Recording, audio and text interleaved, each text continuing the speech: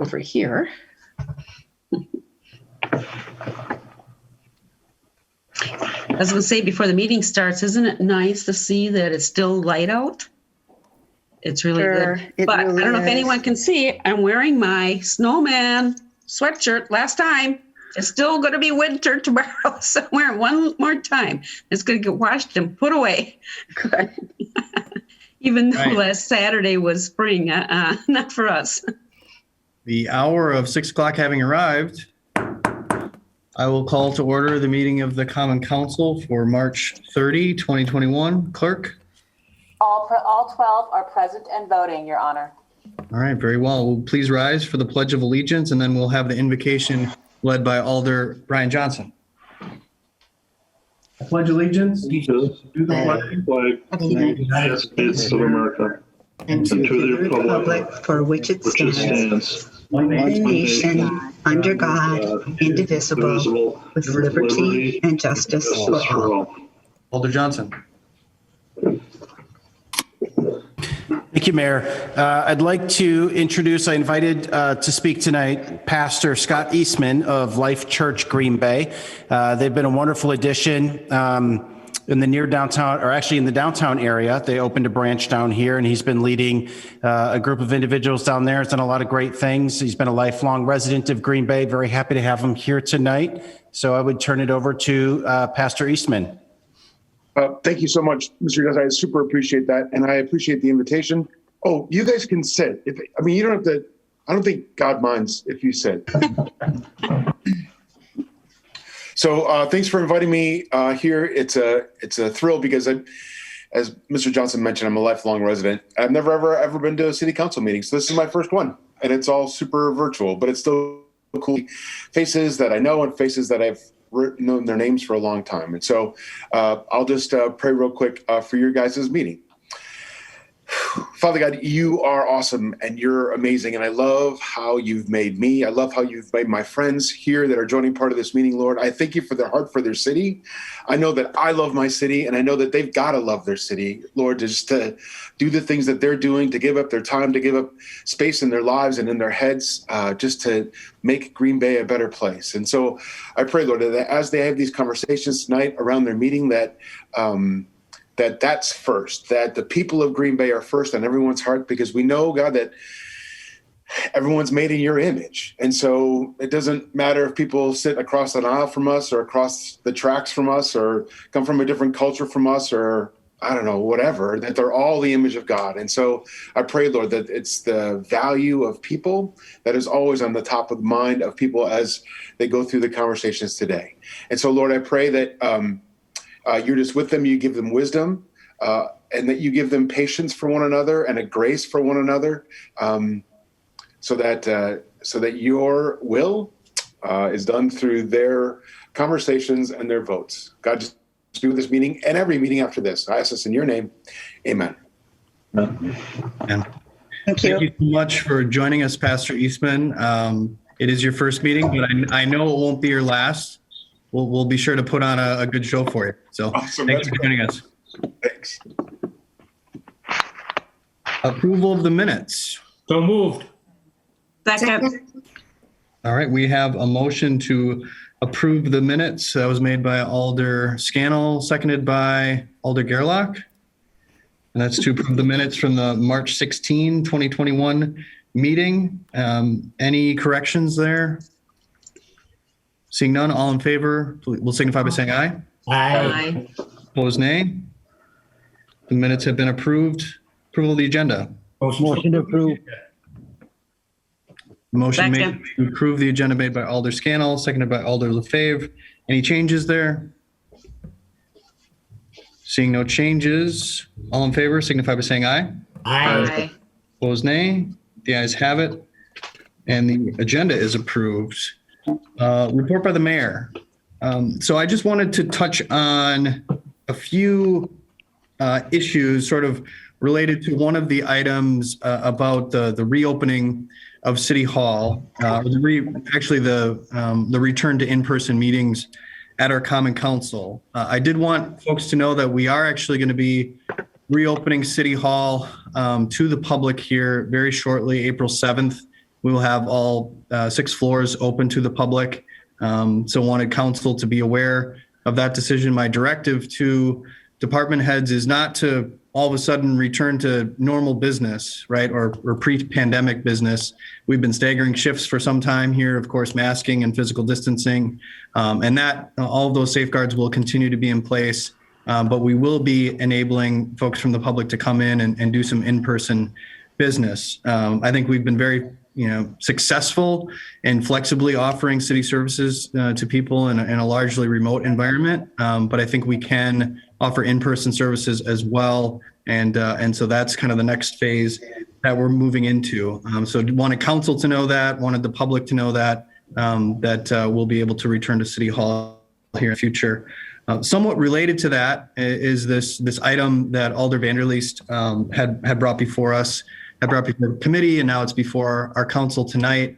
I know that we'll have a good discussion once we get to that item, but just wanted council to have a sense for sort of what I was thinking about that item, which is that what I would suggest, and would love to get feedback on this once we reach the item, what I would suggest is referring that in-person meeting item to the mayor's office with the understanding or requirement rather that I would return to council with a plan to return to in-person meetings, and I would do that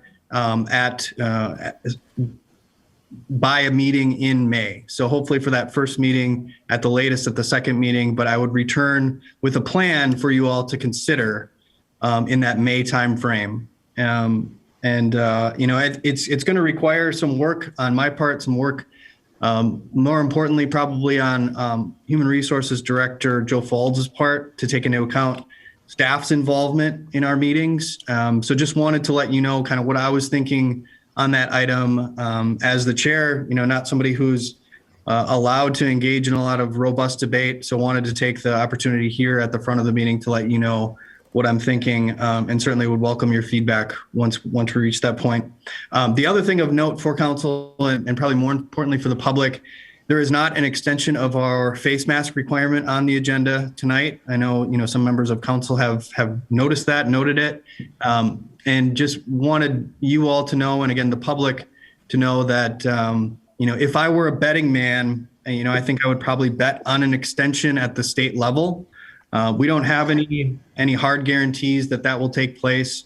And if it doesn't, and I mentioned this to President Brunette and Vice President Dorff on Monday, if that does not occur, I would want to have that conversation with the two of them and a few other alders and potentially call a special meeting to reinstate a requirement at the city level. But I'm hoping and expecting that will be extended at the state level. And if that's the case, then we won't have to return for a city requirement. Finally, I'm sick of most of my reports being dominated by COVID.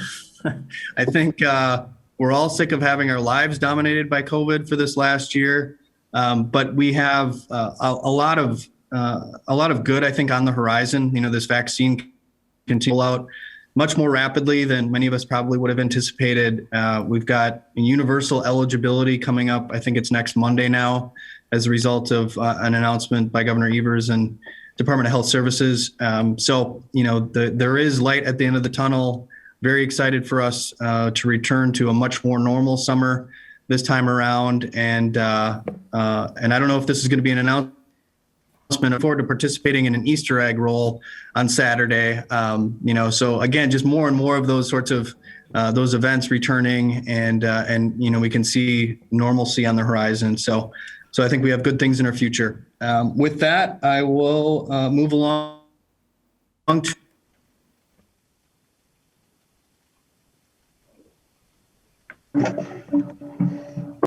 announcements.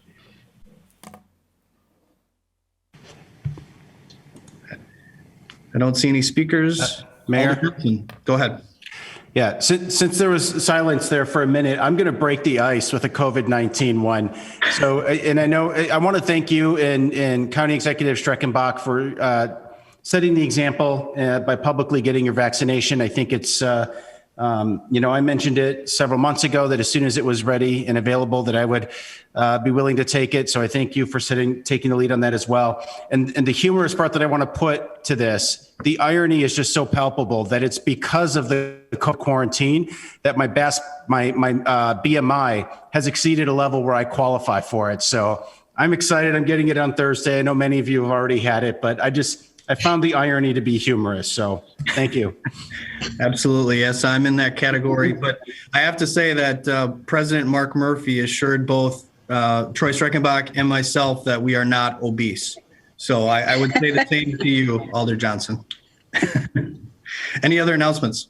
Alder Brunette. Yeah, thank you, Mayor. I just, some of the council members may not be aware, but we had a situation along the Fox River today that involved the police department and first responders. So just want to thank them for the work that they do in often difficult situations, and not quite sure what the outcome of that situation is, but thoughts and prayers are to the family of that person who was affected. Thank you, Alder. Absolutely. Any others? Okay, seeing no other announcements, we'll move along to appointments. We have one new appointment. Move to approve. Second. A motion has been made by Alder Dorff, seconded by Alder Lefebvre to approve that new appointment. Any discussion? Mayor? Yes, Alder Johnson. Yeah, and I don't know if this is perhaps the result of the transition or if I'm missing something, but we used to get just a brief overview of the appointees so that we had a little bit of background information. I think a couple of these are exceptions only because we've seen those previously, but just hoping that perhaps we could return to receiving a brief bio of the appointees. Yep, absolutely. And I think that was a little bit of an oversight. But Ms. Yang does serve on the Economic Development Authority. It's not to say that you would have or should have remembered her resume or bio, but you did previously receive that. The others are reappointments. And so, those have been before this body previously. But yes, we will make sure that those are provided. Just a point of clarification. Goes out at 4:41 p.m. this afternoon, so they are currently in your mailbox. In case you just went right on top of that, a little late. Good point of clarification. Thanks, Alder. Any other comments? Seeing none, we have a motion. All in favor will signify by saying aye. Aye. Opposed, nay. The ayes have it. That new appointment is confirmed. Reappointments. Motion to approve. Second. Motion to approve made by Alder Scannell, seconded by Alder Gerlach. Any discussion here? I do. Yes, Alder Dorff. Thank you. I just wanted to thank Melanie Parma and Debbie Dean for once again being willing to fulfill those roles. They are fabulous on the RDA, and I've really enjoyed working with them over the past 3 years. So really happy to see that they were willing to be reappointed. Thank you. Well said. Thanks, Alder. Any other discussion? All right, all in favor will signify by saying aye. Aye. Opposed, nay. The ayes have it, and those reappointments are confirmed. On to our public hearings. We have 2 items.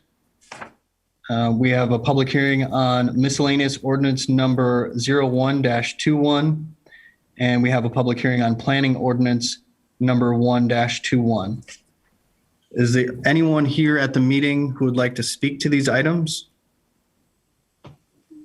Anyone who would like to speak to either of these items? Is there anyone here who would like to speak to these items? Seeing none, please let the record reflect that no one appeared to speak to these items. We are now on to K, ordinances, second reading for adoption. Motion to suspend the rules.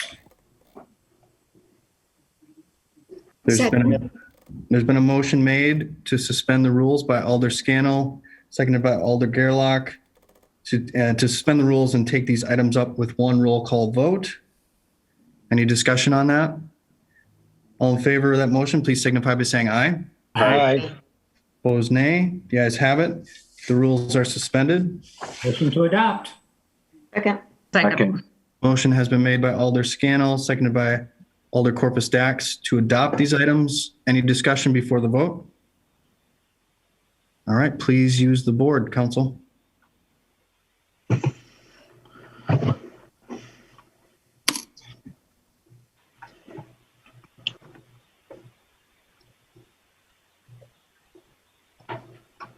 Okay, Alders, your vote has started.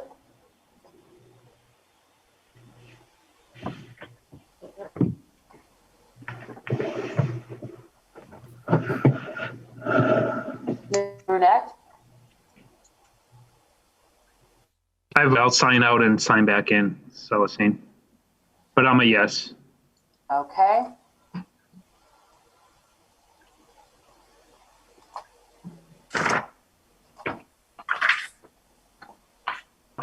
And those are adopted unanimously, 12-0.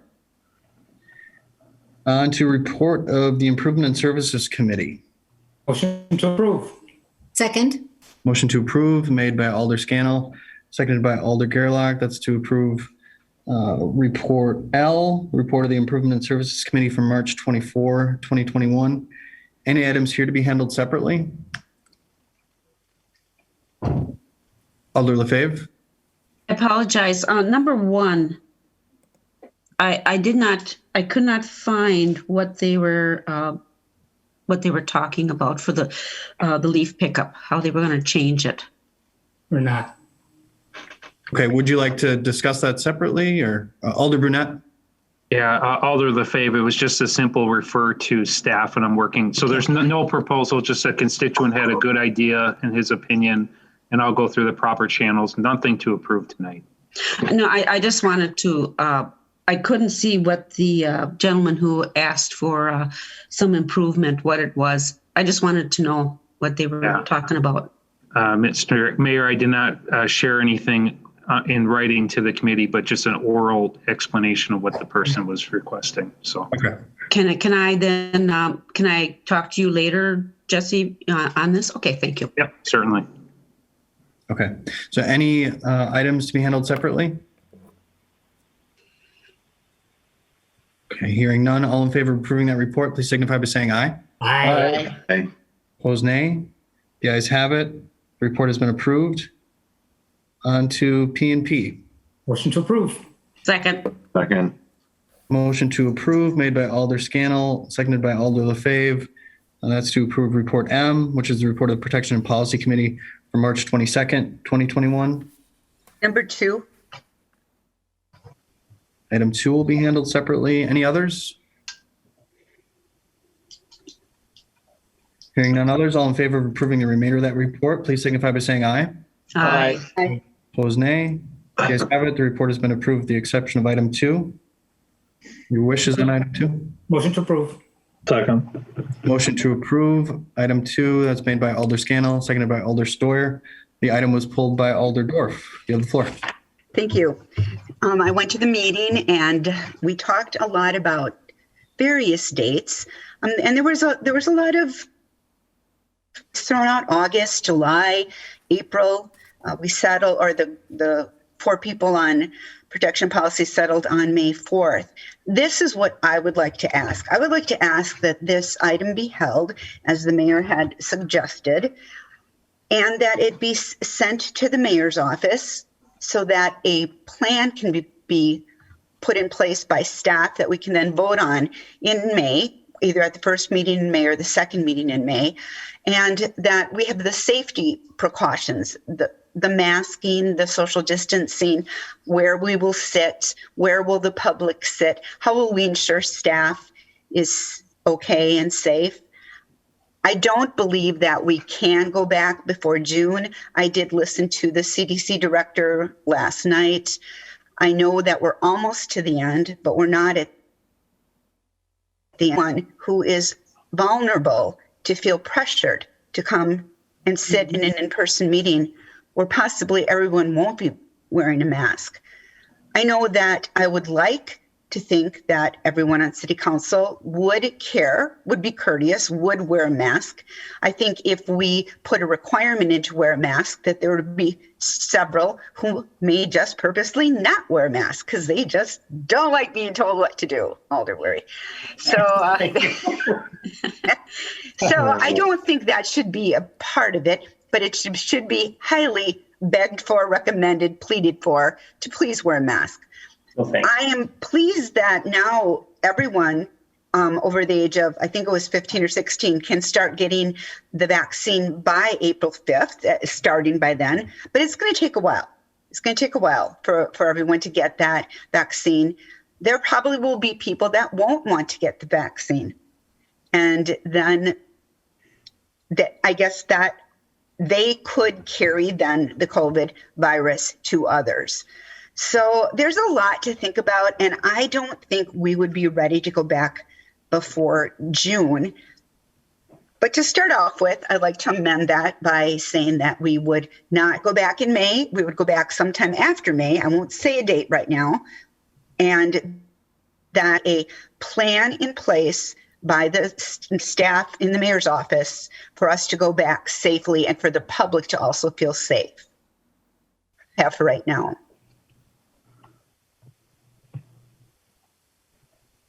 Mr. Mayor? He disappeared.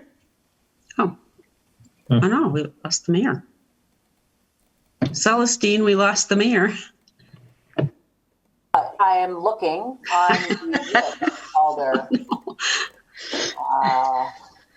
Let me text him. Just give me one moment. I just admitted him back in. Okay. I'll wrap it up again so we can hear that I put the ball in his court then. Sorry. Mayor, not sure when you went Sorry away. about that. Had some major technical difficulties, so I had to move to my other computer. So in the end, I said I'd like to move an amendment, not start coming back in person before the May meetings, that before we begin having meetings in person, there would be a plan put in place by the mayor's office staff for public safety and for the safety of the alders. And do we have a second for that amendment? I'll second that. Seconded by Alder Gerlach. Mayor, I just want to make one comment.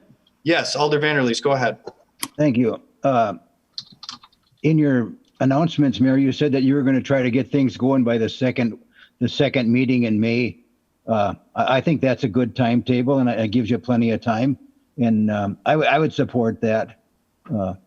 Second week would be fine, and the second meeting in May would be fine, and give us plenty of time to get ready, and changes between now and then. And I'm sure that it can work out. The county's meeting in person, and people are, just because you got the COVID shot. I was at that the Bellin respiratory clinic, and they said just because you got the shot doesn't mean that you can't get COVID. Anybody can get COVID regardless if you've had a shot or not. And it's just a thank you thing to have the shot. Gives you some protection, but in other words, COVID is kind of a tricky disease or tricky ailment.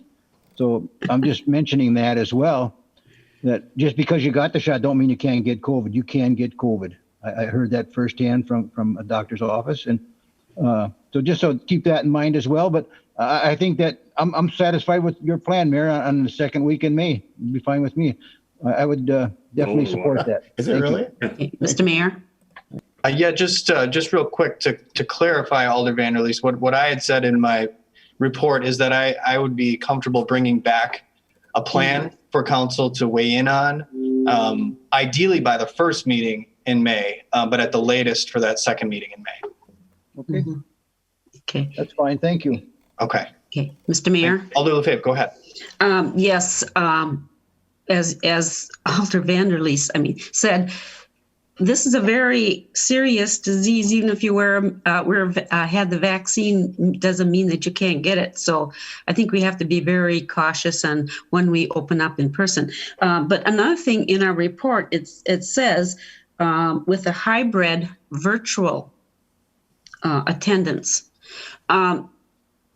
if we find, because cases are starting to expand again in certain states and areas, if we find that there's a problem with everybody coming together in person, is there a way that we can have a virtual for those who not feel comfortable coming back? I'm talking about a lot of us on the council are older. We already probably got our vaccines, and some will be soon getting it.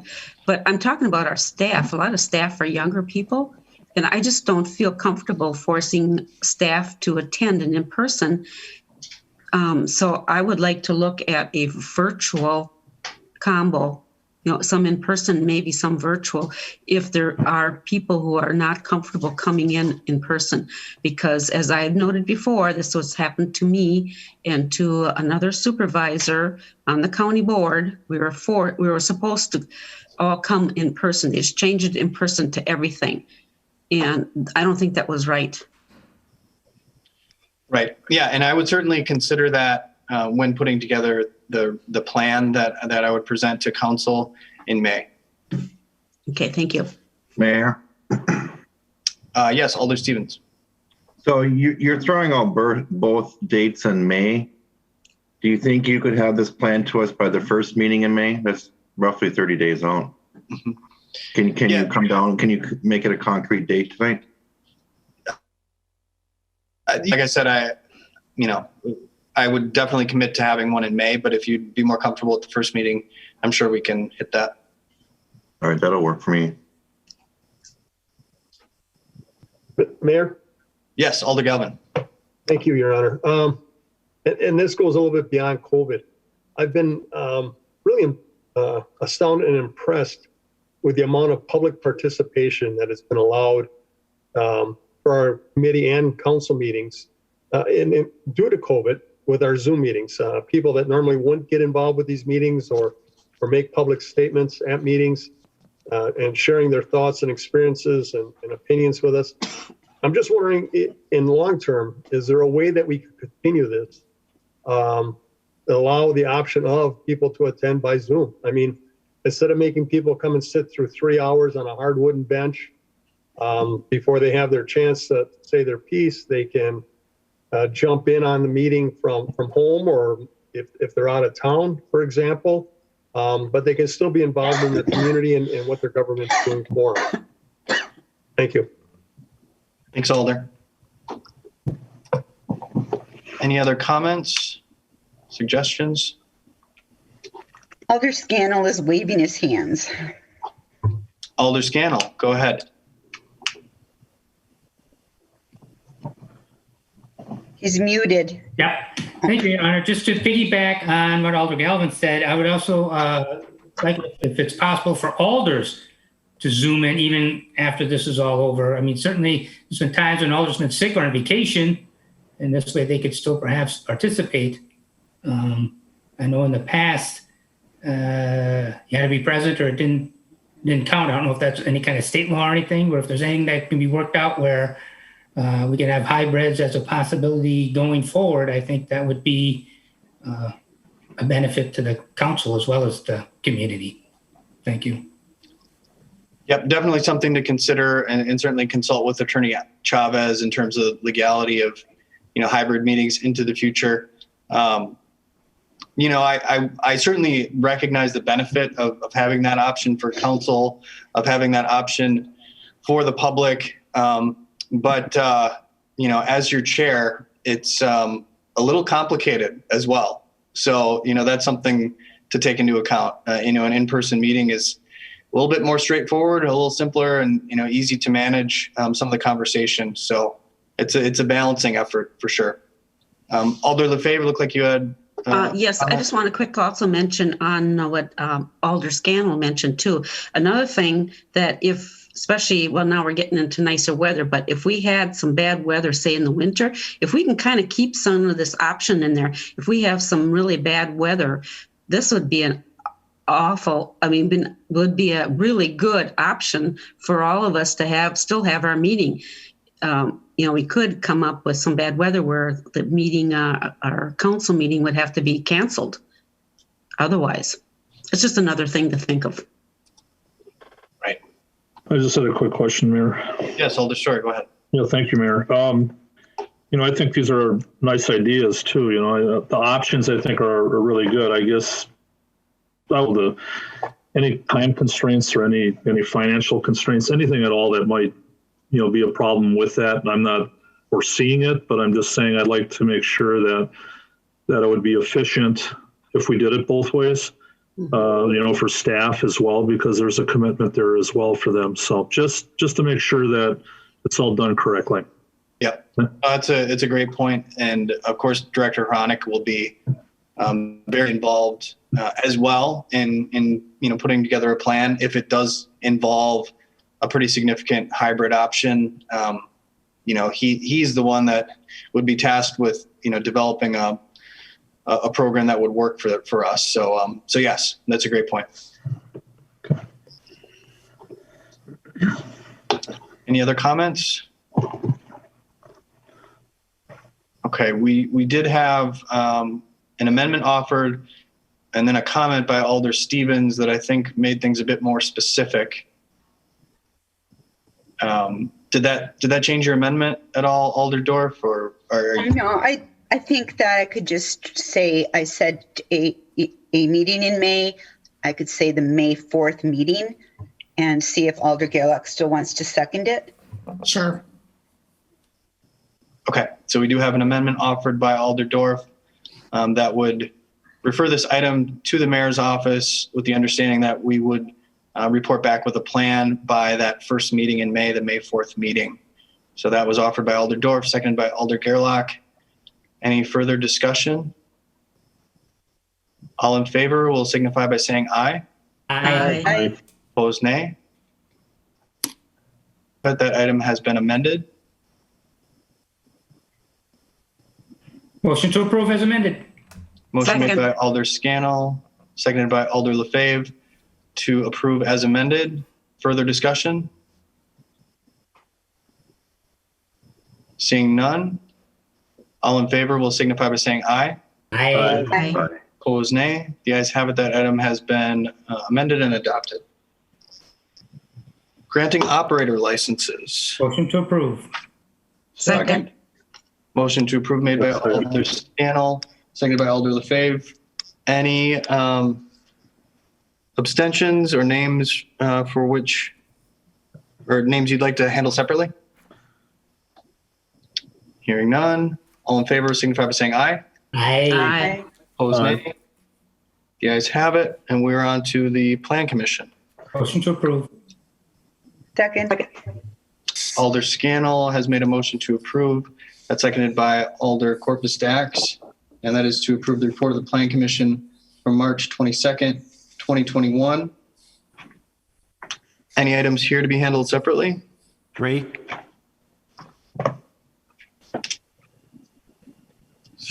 Any others? Okay, item 3 will be handled separately. Hearing none others, all in favor of approving the remainder of that report, please signify by saying aye. Aye. Opposed, nay. The ayes have it. The report has been approved with the exception of item 3. Motion to approve. Second. Motion to approve made by Alder Scannell. That was seconded by Alder Corpus Dax. The item was pulled by Alder Johnson. Alder, you have the floor. Thank you, Mayor. I'm going to propose an amendment to this that, should it pass, I presume would be adjusted in the subsequent items later in the agenda when we adopt this. But I would like to move that we amend to strike item C, a 1-year review of the ordinance shall be brought back to the Plan Commission for review. If there's a second, I would explain that.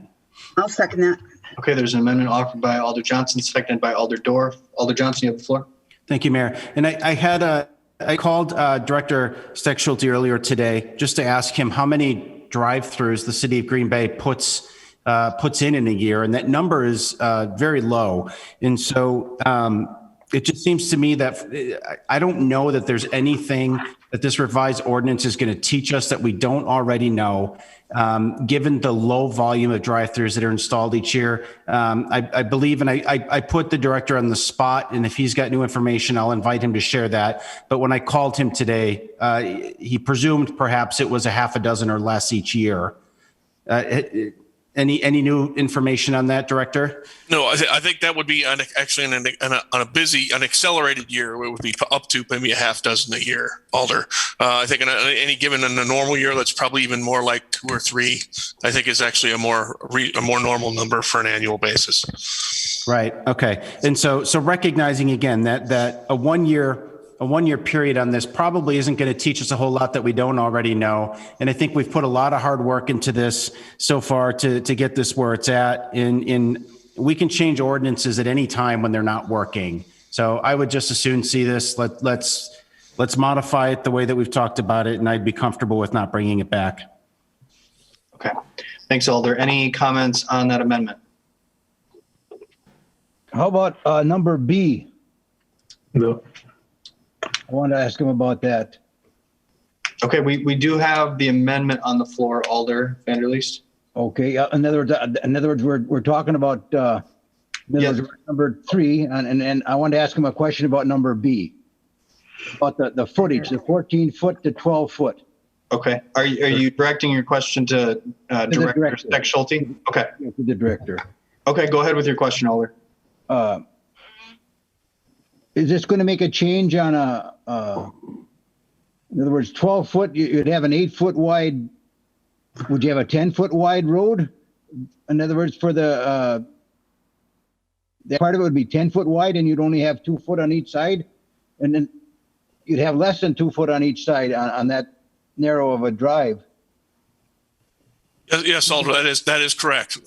Essentially, the initial staff proposal recommendation when revising this was 14 feet.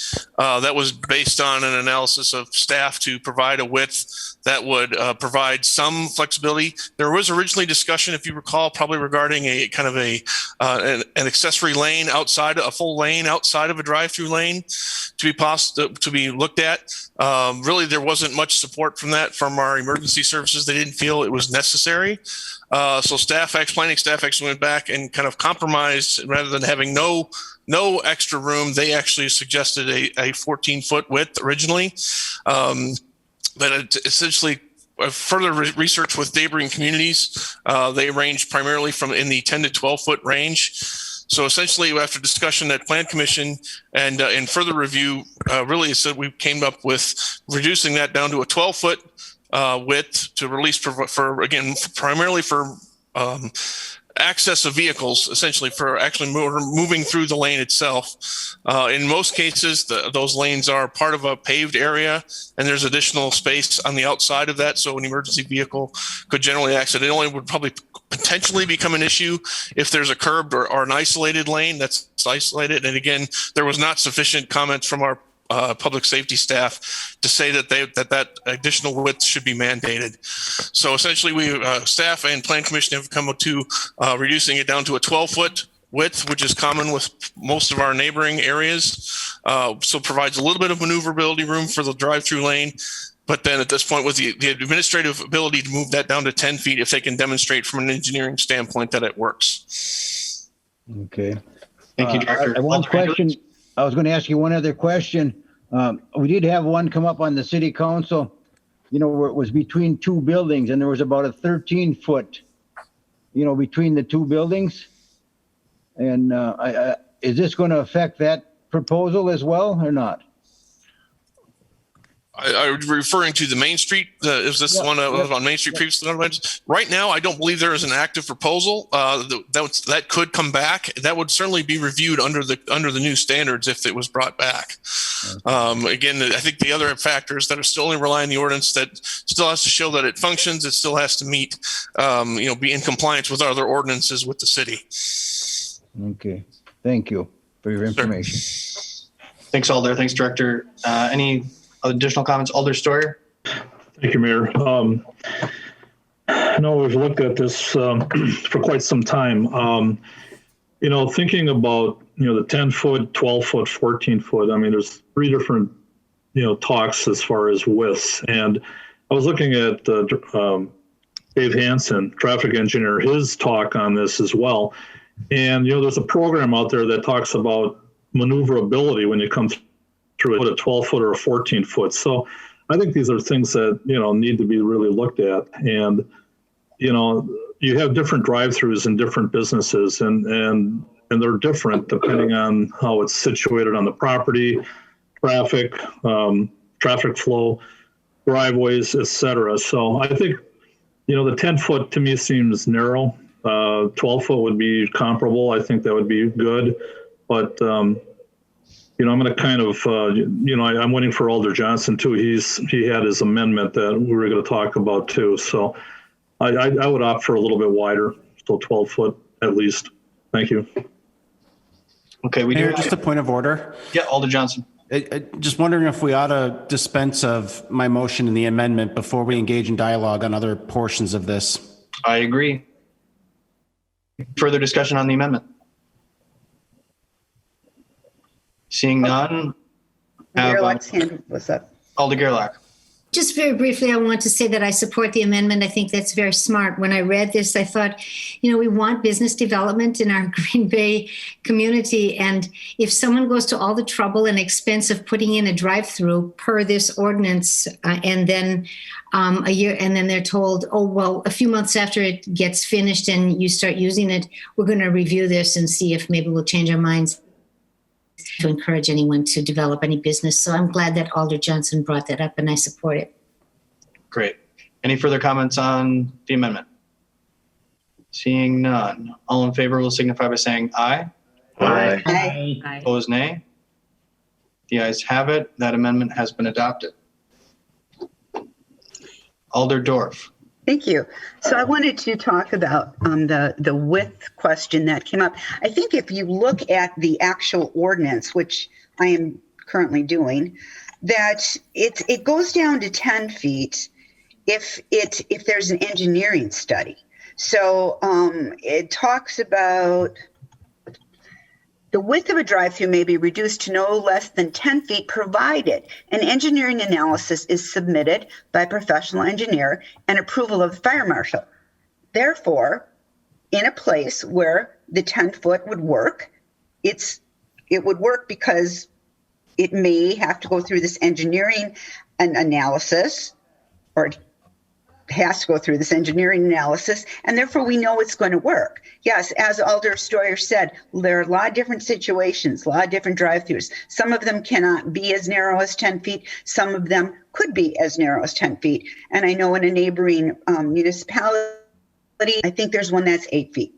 So I think that covers the concern about 10 feet, 12 feet, 14 feet. So I'm very, very satisfied with the way this was written. I think staff did an excellent job of covering all the eventualities with this. Thank you. Thanks, Alder. Additional comments, Alder LaFave? Yes, with this ordinance, putting that other part that it has to go through an engineering, because 10 feet, you could end up like downtown. We have a lot of tight spaces. If we don't look at the engineering part of it, you could technically put a drive-through where there's only 10 feet between buildings. I'm very concerned about that. I'm concerned about the whole downtown. I just feel that, we don't have a lot of space down there. So, yeah, that makes sense that they have, and I'm sure the engineering would not allow a tight, like 10 feet between two buildings. I'm hoping. Thank you. Thanks, Alder. Any additional comments? Seeing none. Do we have a motion to adopt as amended? Move to adopt as amended. Alder Dorf makes a motion to adopt as amended. I think that's I'll second it. Seconded by Alder Gerlach. Any final comments? Seeing none. All in favor will signify by saying aye. Aye. Aye. Opposed, nay. The ayes have it, and the item has been adopted. Let's see. Motion to approve. Second. Alder Corpus Dax, and that is to adopt the report of the Finance Committee from the meeting of March 23, 2021. Any items here to be handled separately? Hearing none. All in favor of approving that report, please signify by saying aye. Aye. Opposed, nay. The ayes have it. The report has been approved. Park Committee. Motion to approve. Second. Alder Scannell makes a motion to approve the meeting of the Park Committee from March 24, 2021. That's been seconded by Alder Dorf. Any items here to be handled separately? Item one. Item one. Any others? Item one will be handled separately. Hearing none others, all in favor of approving the remainder of that report, please signify by saying aye. Aye. Opposed, nay. The ayes have it. The report has been approved. The exception of item one. Motion to approve. Second. Motion to approve made by Alder Scannell, second. The item was pulled by Alder Galvin. Alder Galvin, you have the floor. Thank you, Your Honor. I spoke at the Park Committee meeting, referenced this proposal. And I've had a lot of experience with homelessness, both personal and professional. And with my work with the department, I worked with and other organizations to address some of the issue with our homelessness. And I guess just for a little education for maybe some of the alders and some of the people that may be listening, what this proposal is addressing is a group of homeless individuals who are resistant to bettering their situation. We're talking bills that constitutes far less than 1% of the homeless people in Brown County. And don't be fooled by the fact that you don't see them, but there are literally thousands of people in Brown County that are homeless. Green Bay Public Schools has well over 800 and that's just getting into it. Families and all sorts of different individuals for various reasons. The difference between those people and the resistant homeless people is that everyone else wants to better their situation. They want to get back on their feet. They want to have a home, a place for their family or themselves as individuals to live. A lot of what is going on at St. John's Park is involving individuals, in my opinion, that suffer from multiple issues besides homelessness. Some of them have psychiatric problems, substance abuse problems, emotional issues, combination of that. And they've proven themselves to be resistant to help. And I mean, this goes back to when I first started as a police officer in 1980. As I was being trained, that all the officers knew them by their name or their nickname. And there was Old Broadway, the Near East Side, and these individuals, I mean, myself and other officers, we tried, I don't know how many times with some of them to get them into treatment, to get them help. Sometimes we'd give them a few bucks so they could get a meal or a room to stay on a particularly cold night. And many of them died on the street. So, I mean, I've seen how this is affected. When I was running the community police organization, our job was to answer complaints on homelessness. They lived in small tents or shelters along the Fox River, the East River, underneath the bridges, in the fir trees along the railroad line that ran between Pearl Street and the museum. Bears Creek had a large encampment of well over 10 to 15 individuals on the far east side. Some of them have developed patterns where they enter the basements of apartment buildings at night so they have a warm place to stay. They use a lot of resources in our community. They're panhandling, harassing civilians for money so they can obtain either the drugs, the alcohol they need, or a meal. They tax our ERs, our police officers, our jails, our rescue squads, and a lot of time and effort and concern and money is poured in by the private sector and nonprofits. And this came to a head here at St. John's Park, and maybe in some part to COVID and everything that was happening there. But we have a group of individuals that have been identified, maybe 40 to 80 tops, that are resistant to accepting help. how do we treat them? How do we try to help themselves? Problem that every community in the United States has dealt with. We've seen it on TV, we've seen it in the movies, we've seen it on the news. And it's horrible how some of these people live, and it's horrible what happens to them and how they're taken advantage, and they become victims themselves of crimes and things that can happen to them when no one's watching out for them. And the crimes that they commit, some serious, most are petty.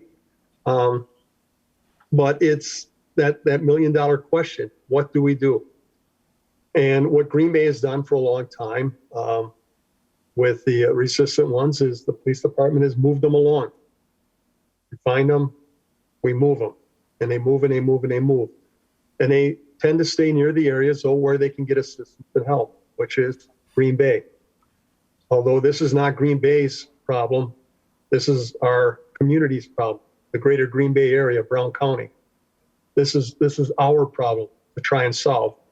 And at best, we've been putting a Band-Aid on that problem. I do know that we did try a number of years ago with NEW, and Brown County Social Services. We identified 10 individuals and we tried to help them out over a 6-month period. And that project failed. And so what we have here is Green Bay Police Department acting as kind of a mini social services organization, the Brown County, the Green Bay Park Department, St. John's, and a number of other nonprofit organizations and volunteers trying to do something with these resistant people. And I'm in favor of it. I mean, it's better than what we had last year in that park and in the surrounding area. But again, these people are resistant. And my concern is what happens if, say, it's 40 and we're able to engage 20? What happens to the other 20? Do we move them on and that kind of behavior continues? I think we need to have more well thought out long-term solutions. This is better than what we did last year. But again, I don't think it's a permanent solution. What happens when the program ends and St. John's opens up during the day? What happens on weekends and after hours and things like that? I think we need to have a long-term permanent solution. And as much as I want Green Bay to be involved in it, and I think they should be, I think that we need to look at our county leaders, our county government. They're the ones that we pay taxes to for the Human Services Division. And I know they have a person from the county government that is sitting on one of these panels trying to come up with answers to the solution. But in my opinion, they should be leading the charge on this. This is a county-wide solution. It's because these individuals are in Green Bay doesn't mean they're from Green Bay. They're from our community. And I think we need to get the Brown County government to take more of a leadership role in whatever's done and in developing a solution for these resistant individuals. And my proposal here, call it an amendment if you want, is that we hold off on this proposal tonight until we can hear back from the Brown County government. We should reach out to them and get them to sit down at the table with us and start to develop something for the future. I would propose that we meet with Brown County and that we try to develop a long-term plan and have it ready to be looked at by our respective government within the next 4 to 6 months. And we start moving forward from there to implement a solution or solutions. It may be solutions to try and get a handle on this problem and prevent it from getting worse or expanding farther out in our community, so that we can say at the end of the day, we've done everything we can for these resistant people to get them involved, if at least not bettering themselves, at least not making their situation any worse than it currently is. Thank you. Second that Alder, motion. just a gentle reminder that the council has put in place a 5-minute limit on yourselves within that parameter. Secondly, sort of a public service announcement, not to engage in debate, but I've mentioned this to a few of you. This is kind of a publicly understood effort, but just want to reiterate that to make sure that everyone's familiar, we do have a steering committee that consists of myself, the county executive, Dennis Bueller, who heads up the Community Foundation, and Robin Davis from United Way. The Community Foundation has brought together every provider in town, along with an outside expert, the Center for Supportive Housing, to develop a long-term plan to eliminate homelessness in the greater Green Bay area. That is ongoing as we speak. So people should be aware of that. And the timeline as far as recommendations is certainly within what Alder Galvin had suggested, or very close to it. And I apologize if I went over 5 minutes. And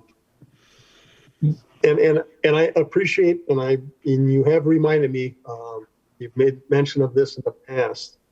And I think the greater Green Bay area has been making some really big strides, really good, positive strides for homelessness. But I'm talking about this very small percentage, which is actually having the biggest financial and emotional impact on our community, the resistant homeless people. And while I understand you're working towards resolving homelessness, I'm not sure that, other than this new program that St. John's has put out, I don't think there's been anything new that's been geared towards the resistant homeless since St. John's and the Micah Center was started several years ago. And so that's why I'm making this proposal for an amendment tonight. Thank you. Could I have a clarification on it? Did you make an amendment that we wouldn't pass this, but we'd have to wait 4 to 6 months before we would pass this or talk about this? I couldn't understand. I really wasn't clear on what amendment are you talking about exactly? Alder Galvin? What I'm talking about is holding off on this proposal for 30 days until we can meet with the county, get an assurance from them that they're going to work with us moving forward to start having some proposals on board for us to review in 4 to 6 months. Second. Okay, we do have an amendment and a second. I will again just state that it's somewhat moot. This is ongoing, but Alder Scannell, go ahead. Thank you, Your Honor. I oppose the amendment. We're coming close up to summer. We're coming close to when this should be implemented. And people got to get ready. This is a new trial program for the area here. It's been used elsewhere, so we're not reinventing the wheel, but it's still, going to take something to get it up and going. And I see no reason to hold it back. We're just shooting ourselves in the foot. What if the county doesn't come forward? What if the county does come forward? Why does that have anything to do with this proposed program? It seems to me that what the alder is proposing is completely separate, and to kind of like use this as some kind of hostage or something, I don't understand. It seems to me if we don't go forward with this, all we're doing is shooting ourselves in the foot. This is to address a problem we had last summer, and to engage people, so the homeless or anybody else that has needs that this program might help them with. I don't know why we would hold it up. It doesn't make sense to me. I agree that we need a bigger picture problem. Even before I was elected, my first election, I've been involved in homelessness, knocking doors and talking to businesses. I've been involved in this the whole time I've been in Alder. It's been a very frustrating and slippery issue, and we've made some progress, but there's a lot to do, and I have some ideas I'm going to share with the mayor. I don't know if I'm going to bother going into that tonight because it's really not pertinent to this particular item per se, but I'd have to call myself out of order. So I'm just against holding this up. I don't think it's practical to hold it up. I don't see any reason to hold it up. Thank you. Thanks, Alder. We do, I think, have a few members of the public who are attending. Does anyone, just to check real quickly, does anyone from the public intend to speak on this item? Mayor Gingrich, I'm the Associate Executive Director. Motion to open the floor. Second. Motion to open the floor made by Alder Stoyer, seconded by Alder LaFave. All in favor, please signify by saying aye. Aye. Opposed, nay. The ayes have it. The floor is open. Mr. Cadlick, feel free to introduce yourself, name and address, and then feel free to begin speaking. My name is Matt Kedlick. I'm the Associate Executive Director at St. John's Homeless Shelter. I live at 2058 River Point Court in De Pere. So I just wanted to speak on behalf of the Engaged Park. We've certainly been in the process of, making plans to move forward with staff and recruiting with community agencies to provide forward-moving programming in the park for our guests. I would certainly like to see it move forward. I think we will see guests engage in that programming with the hope then to bridge back to our summer safe sleep program and get people connected to shelter.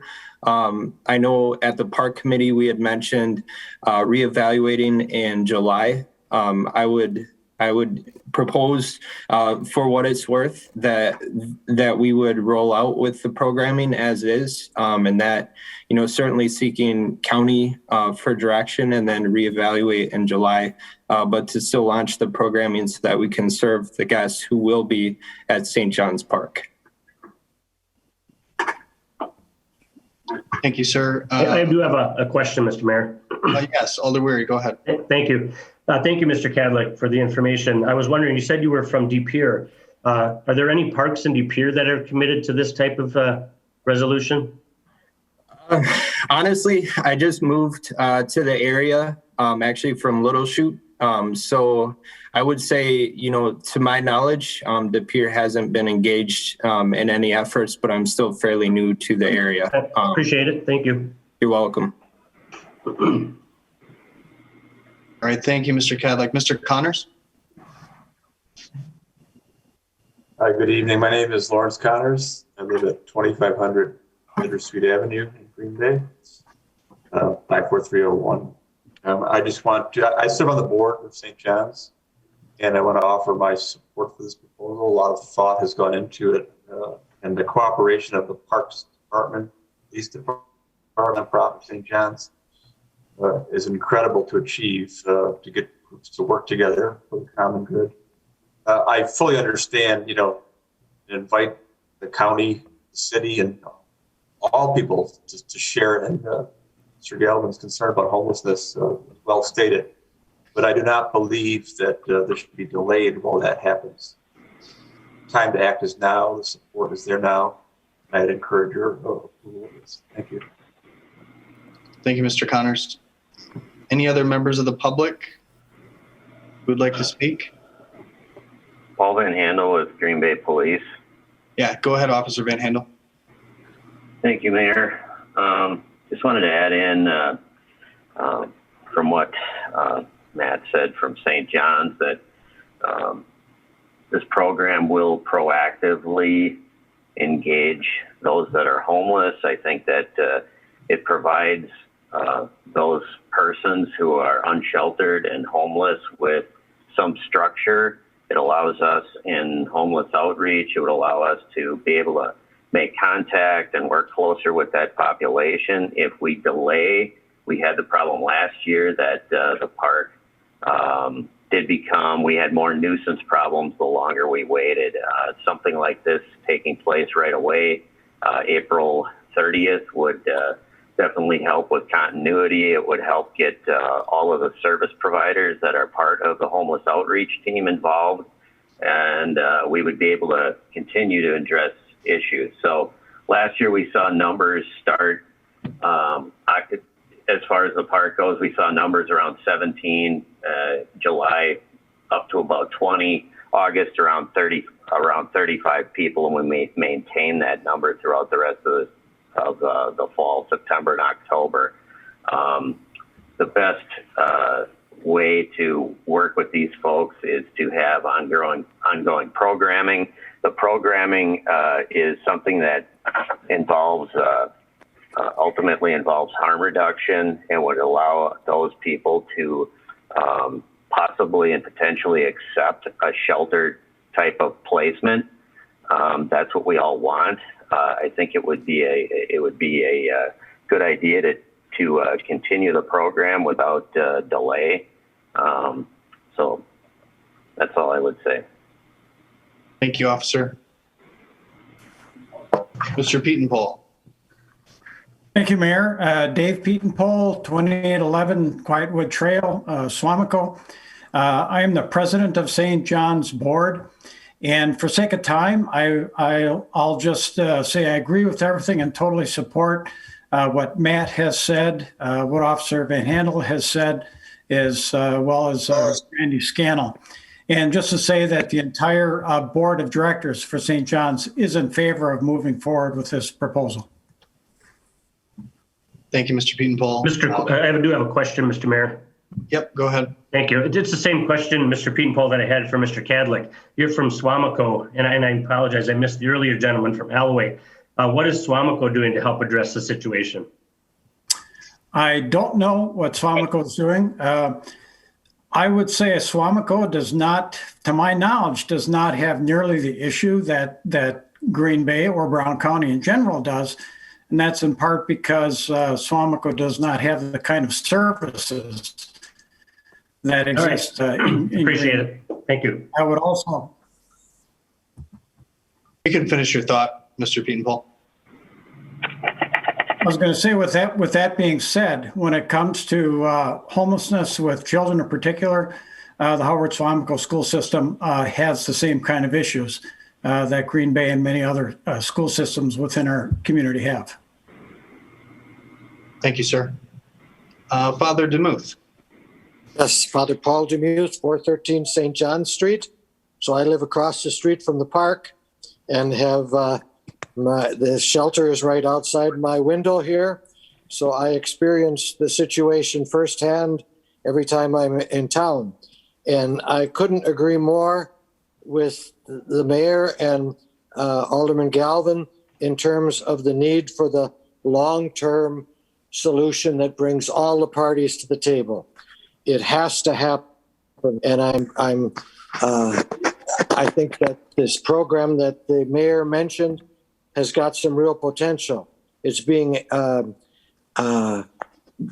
it's very quiet in what it is doing, but I think it is going to have a long-term impact. In the meantime, I think we have got to do something this summer with the park. And I think St. John's proposal, St. John's shelter proposal is a good one for the interim. There are a lot of people coming to the table, and I think it can help bring some organization from the Parks Department, Parks Committee meeting last week. I heard provider after provider speak about building trust, that until we build trust with the folks that are homeless, especially those that are resistant, there isn't even a chance. So it's a first step. And so I heartily endorse the program this summer as well as the long-term solution. Thank you, Father DeMuth. Other members of the public? Ms. Birmingham?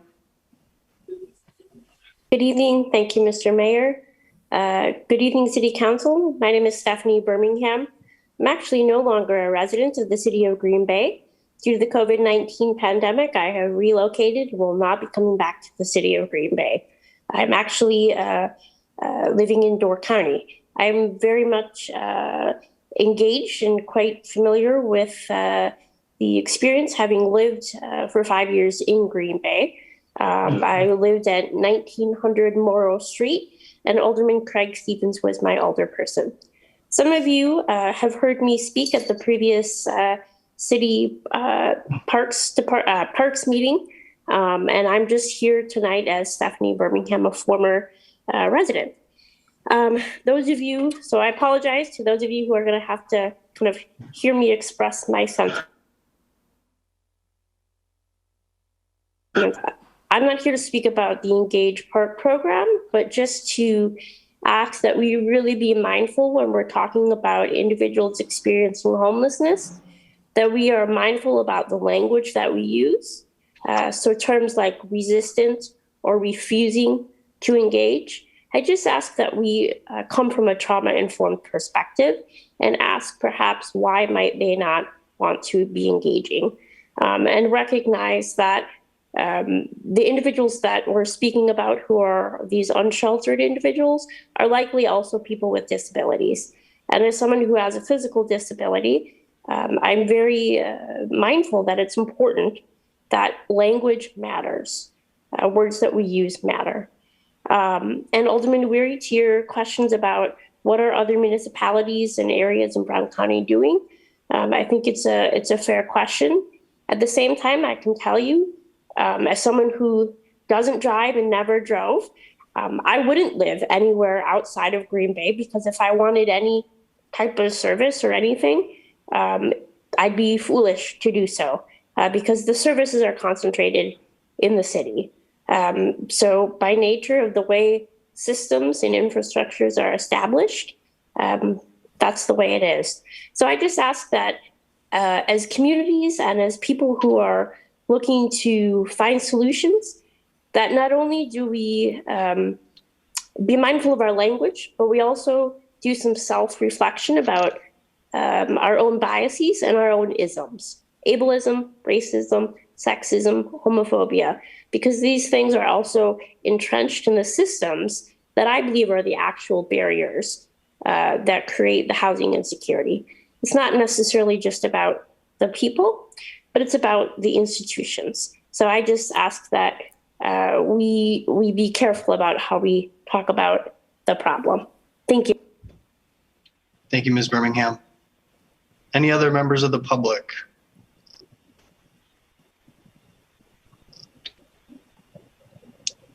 Mr. Peters, member of staff.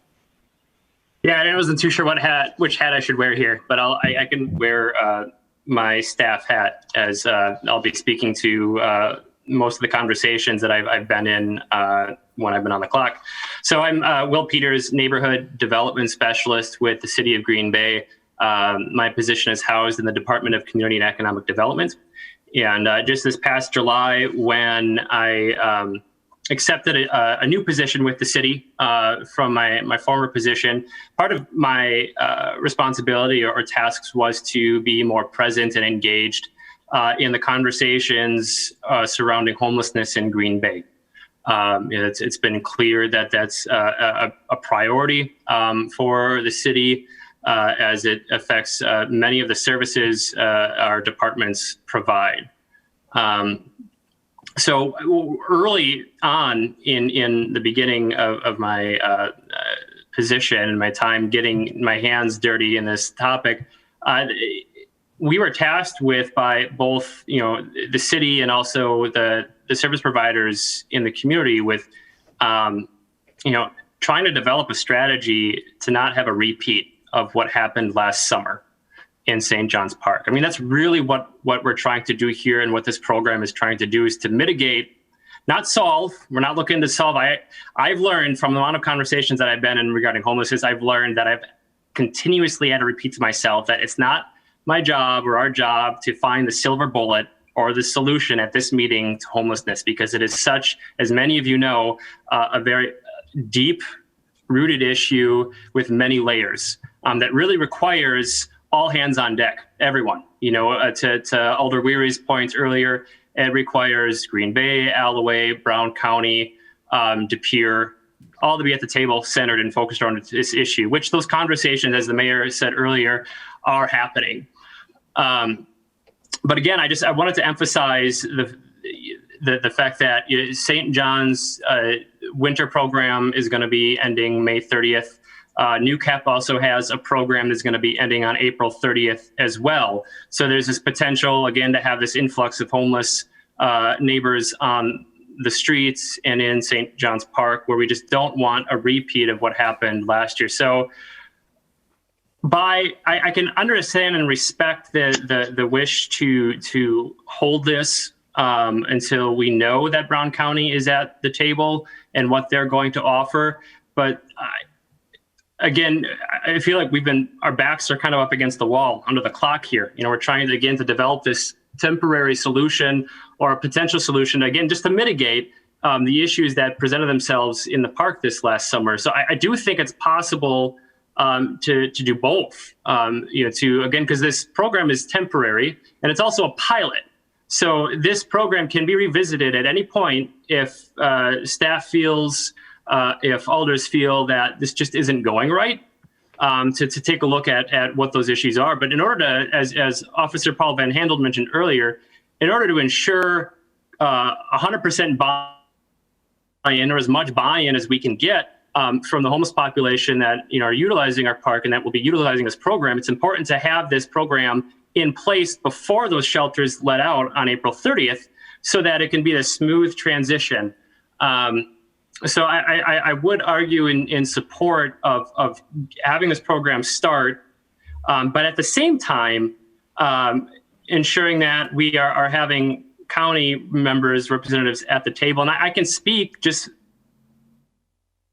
through, I'm on the governing board for the Brown County Homeless and Housing Coalition. I also have been attending the HOT and Basic Needs meetings with Officer Paul Van Handel, also the Families Committee and Advocacy Committee as well for the Brown County Homeless and Housing Coalition. On top of that, there has been a staff committee that has been formed with representatives from the Department of Community Economic Development, the police departments, parks, and the mayor's office, and also Brown County. So the director of Health and Human Services, Eric Pritzel, is part of that committee, and Eric Pritzel and also other staff members from Brown County Health and Human Service have been present at the Brown County Homeless and Housing Coalition. So there are folks starting to gather around the table, and those conversations are happening. In fact, after the Parks Committee last week, I was on the phone with Eric Pritzel saying, hey, we need to chat. We need to start talking and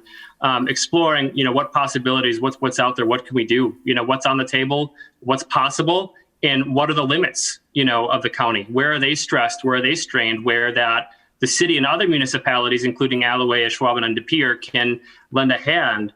And to speak to De Pere, I do know that they just recently, I'm sure some of you have read in the news, that they hired 2 mental health professionals, officers similar to what we have on our department in Green Bay, that are now going to be attending the HOT and Basic Needs outreach team meetings that Officer Van Handel chairs. So again, folks are starting to, this is happening. So I think these conversations, and I think we can be bringing these folks around the table simultaneously, as we're getting this program in place again, so we don't have that repeat of the issues and the high volume of police calls that we had last summer, which have been a strain on our resources here. So we don't have that again. So we don't have a repeat. I think I've said most of what I needed to say, but I'm willing to answer any questions that anyone may have. Thank you, Mr. Peters. Mayor, I got a question. Yes, go ahead, Alder. Okay, thank you, Mayor. Will, thank you for that. I was prepared to bring up a resolution about all this, not a resolution, but a communication after this meeting, but it sounds, Alder Galvin touched on a lot of it, so did the mayor. I'm just wondering, one of the issues that we've had seems to be transportation, bus fare, things like that. Some of the communities around Green Bay don't have bus. So I'm just hoping, I would think that that'd be part of the discussion as well. It is, to add on to that, and Officer Paul Van Handel can speak to this as well. So we have this proposal, this Engage program to help mitigate the issues and problems that occur in the park during 7 a.m. to 10 p.m. But what happens after that? So Officer Van Handel and I, we've been meeting, it's been twice a month with other service providers to strategize and look at, what resources do we have available? What's our best option? So, this is a moving target. It's just, the pandemic has just exacerbated, it's grown, it's intensified the problem as well. So, those conversations are happening. One of the suggestions was, hey, what about the Brown County Fairgrounds? There's room there potentially, but the transportations, that's an issue. Green Bay has a lot of service providers, has a lot of resources, and it's difficult to just move those resources up and lift them into other communities. So I think we kind of have to work with what we have and understand, why the homeless population is drawn to Green Bay, because the pier doesn't have the services that we do here.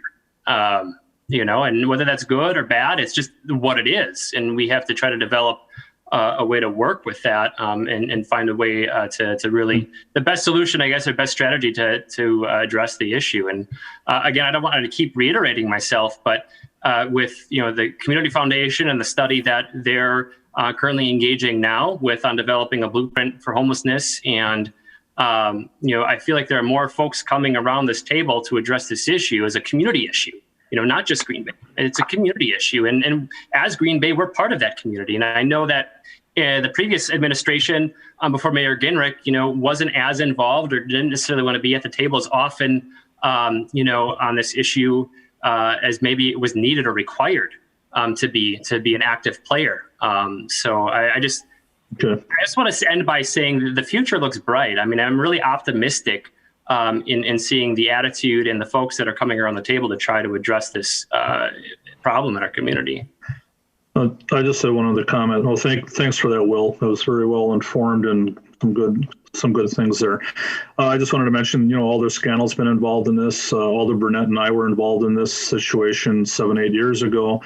So there are a number of folks on council that have studied this issue of homelessness, and we worked on trying to get a resource center, and the MICA Center is there now. So a number of us have worked on this in the past. So I think some of the frustration we find is that the city, everything seems to fall on Green Bay, and it's just because, like you mentioned, we have our resources, we have transportation, we've got a number of other factors that are here. But as Alder Galvin said, I think it would be important to have the county involved, and it sounds like they already are. So I'll be very much willing to look at that.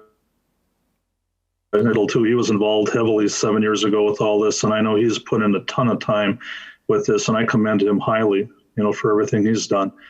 Mr. Pete Paul as well. And so anyway, that's all I have right now, and I appreciate your efforts. And I just want to say I'm not discounting any work that any of the elders here have done in the past. I know that a lot of you've been graciously have served, a number of years and have, addressed numerous issues and projects and programs around homelessness in Green Bay. And I can understand the frustration, but I just, I said, I just want to say I'm optimistic with the folks that are coming to the table around this issue and the conversations that are happening. And hey, look, if there was a silver bullet, if somebody had the solution, I think we wouldn't be here right now talking about this. So I think it's the right people need to be at the table and the right questions need to be asked, right? And I think it's fair to ask, what can the county do and what can't they do as a government entity? So there's a lot of, I think, listening and understanding that yet needs to happen as well. From everyone, I think. Yes. Alder LaFave, is this a question for Mr. Peters? Yes. Okay, go ahead. I want to know too, do you know, are the schools also involved in this? Because as we have heard, a lot of the students are homeless, and unfortunately, they end up being homeless as adults. Yeah, yes, indeed. They are. They are at the table with the Brown County Homeless and Housing Coalition. And I'm going to share some information. I don't know after this meeting, but for sure tomorrow, I'll send an email invite with the date and time for when the Brown County Homeless and Housing Coalition meets. Because I'm going to be honest with you, I'm no expert. I invited the service providers to this meeting to speak on this because I'm not going to claim to be an expert on this issue because I'm not out boots on the ground in the field, like so many of our amazing nonprofits are as we speak. But I have learned so much, in the short amount of time. Like I said, I've only been serving in this capacity since July. I have learned so much by just attending the Brown County Homeless and Housing Coalition meetings and just listening. So I'll share the information for when that committee meets, because I know they will certainly welcome any alder that wishes to attend and learn more about what's currently being done to address homelessness in Green Bay and in Brown County. Thank you. Mayor? Alder Johnson. Thank you. I just actually have a couple questions for Mr. Cadlick, if I could. Yeah, you bet. Did I say that properly, Cadlick? Yes, that's correct. All right, perfect. So I was reading your plan, and I presume that you're the representative today for St. John's. So that's why I'm directing these towards you. Specifically the plan was calling out individuals who are prone to resist services. My question specifically is, how many individuals approximately are we talking about? I think I'm trying to look back at what it was last summer in the park. We certainly had higher numbers. Paul, do you have a number off the top of your head? I gave those a little bit already, but that's okay. I can go over it again. And top of COVID in late May, we started to see people congregating in and around St. John's Park in late May to early June. June, the number was 17 total individuals. In June, we find housing options for all but about 3 of those individuals. In July, so July 20, August 35, and then the group pretty much sustained that number of about mid 30s to low 40s throughout the rest of the summer into early October. And that was including people that on occasion we did find, we did give vouchers for emergency hotel vouchers. And I know NewCap had a program going where they did the same thing to people that were more vulnerable. So it's a variety of options. And the thing to realize that I think, Will touched on is there's no silver bullet. There's no one size fits all. People have co-occurring needs. Sometimes it's behavioral health, sometimes it's AODA. And we have to work with everybody as different and unique and challenging as they are. And it can take time. And all I know is if we aren't doing anything, if we delay this program and we do not engage these folks the way that we can with this program, it's gonna make a huge delay. We're probably going to end up having people congregate once again and not be able to take these mitigation steps that can help us place people at an earlier time, and having the service providers available at the would allow them to build that trust and rapport with not just people coming from shelter. They don't all come from shelter, but will allow them to build that trust and rapport, encourage, motivate, and mentor, and start that right away on April 30th and not wait for the whole summer and delay it. So the sooner we can get involved, the better off we would be. So, when I'm looking at 2 years ago, and at least seemed to have this problem at the park, and then this problem ballooned this past year, 2020. Is that because of COVID, or are there underlying things going on here? For example, maybe we didn't address the problem the same way that we have in the past. Did we kind of just let this? Did we just let this problem grow, or did we, kind of just turn a blind eye, or like what caused this problem to balloon in 2020? I think that was it. What I did notice from 2019 when we just first started the homeless outreach team effort is we maybe had a group of 10 people in and around the near downtown area. It ballooned in 2020. Mostly due to the fact that many of the service providing agencies were not open to take people in or provide programming. The library was one of those places of call that people would stop, be able to stay at during the day. The library was not accepting any clients. Library users could not stay there during the day. So it allowed more people to be out and about. So again, recognizing in the report, it was specifically, calling out the desire to have programming that will be resistant, to these programs. And we have individuals, for example, with AODA challenges. Perhaps there's some mental health challenges. And I'm curious if right now, again, I'm referring to the report, right, where right now a lot of those individuals are hanging out in the park, created a safe space for themselves there. If we, set up a park program that's intended, to add structure to individuals perhaps that don't, we're going to say absolute sobriety is required in the park. Working with individuals that have AODA issues. Do we fear that we're just going to push the problem out of the park and then not really have any individuals to service them? If I could speak to that.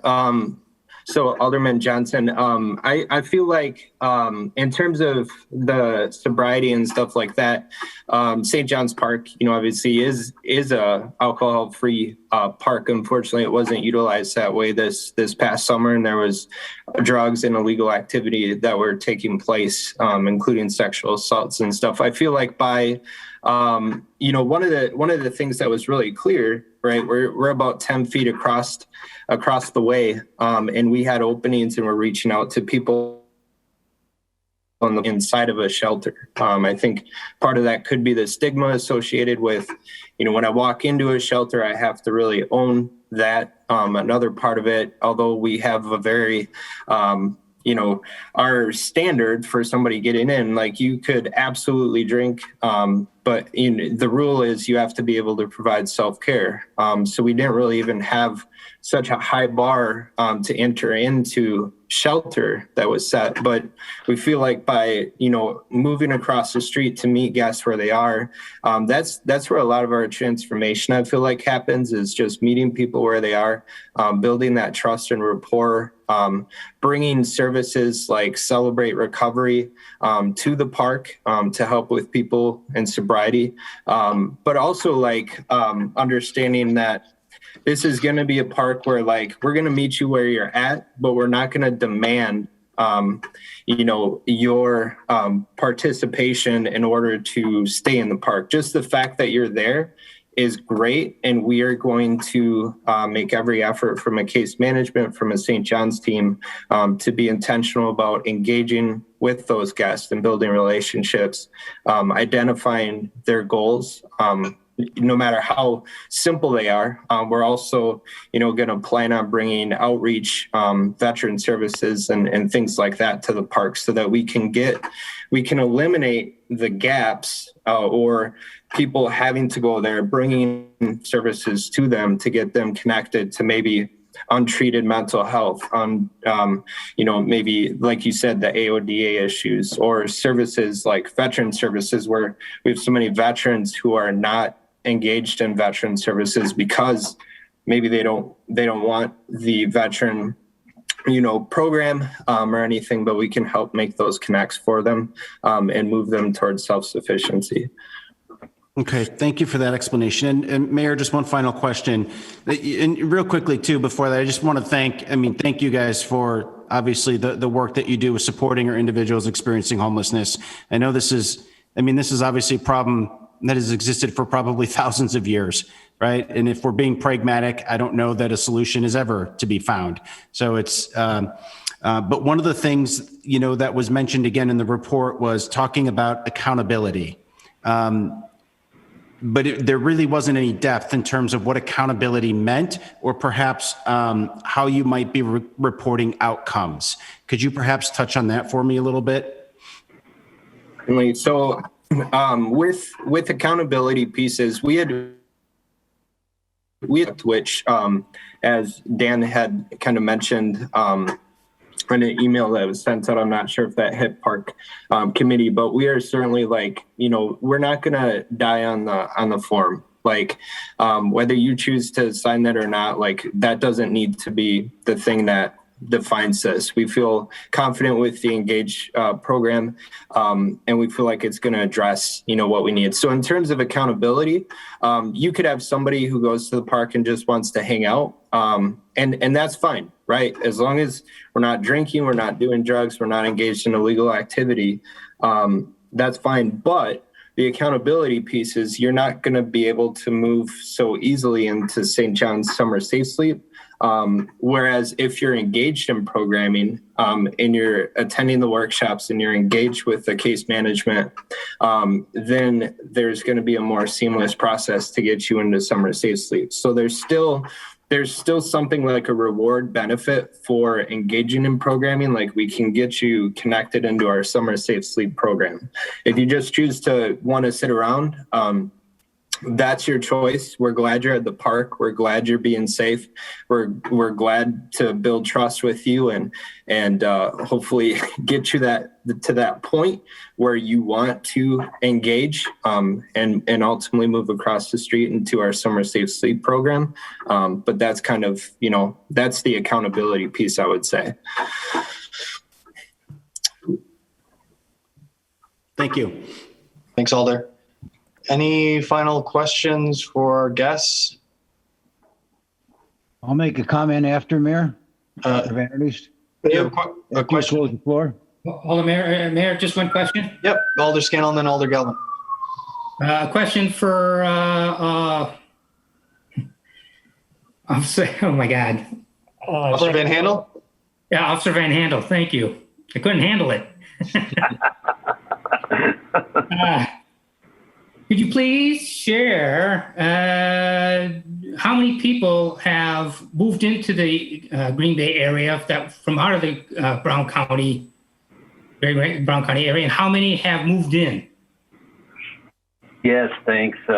So about a month ago, this report is from February 8th. It comes from the state of Wisconsin, our balance of states numbers. So there's migration data that goes along with this. They track homelessness throughout the state, not just in Brown County, Green Bay area. So as I mentioned at the park committee meeting, from October 1st, 2019 to September 30th, 2020, during that 1 year period, they tracked an inflow of homelessness of 119 individuals into Brown County. Out from Brown County, in other words, out to the rest of the state, outflow was 143 individuals. 143 left Brown County for other areas in the state. So we took in 119 and sent out 143. Thanks, Officer. I know people. Mayor, I have a question for him. Just 1 second, Alder Stevens. Is that all you have, Alder Scannell? Yes, thank you. Thank you, Officer Van Handel. All right, Alder Galvin and then Alder Stevens. Thank you, Your Honor. Actually, the problem last year at St. John's was starting in March. That was when I received the first complaints. That was when I made first contact with various city departments about the problem out there. Those problems weren't addressed till September, with the solution being implemented in November after St. John's was open. Our reaction was slow and wholly inadequate for what was going on. While the city's dealing with over 100 calls for service at the park, multiple calls for people living in tents in various spots. And again, maybe some people don't like using the word resistant, but these are individuals that are not in favor of accepting help, and for whatever reason. And that's their right not to accept help if they don't want it. And so let's face it, say there's 40 individuals that are identified. Alder Galvin, is this a question for one Yes, of our... I'm working towards the question. Okay. So say we have 40 identified individuals this year. And I mean, if we can even help 5, I think it's a plus. I mean, I do like the program as it's been proposed, but this is my issue with some of it. What do we do if, say, only half of those individuals accept help? How are we geared to respond? Are we going to wait till next fall to come up with a solution? Much like what we're discussing here today. We've known about this problem since March of last year, and now it's 31 days before we have to start the program, and we're asking the city council to approve it or not approve it. This should have been on the board months ago. Okay, so what will the police department, what will St. John's, what will the other various organizations do when these individuals, and we know some of them are not going to want to get on board with this. What happens when they leave the park and they end up at the park across from the YWCA, or on the near west side, or they end up at the library. Say the library opens back up because COVID's not there, so they don't have to hang out at St. John's. So they start going back to all the places they used to hang out at. The panhandling, the shoplifting, the use of drugs, alcohol, the things that take place in public view of our citizens. What is the response for that going to be?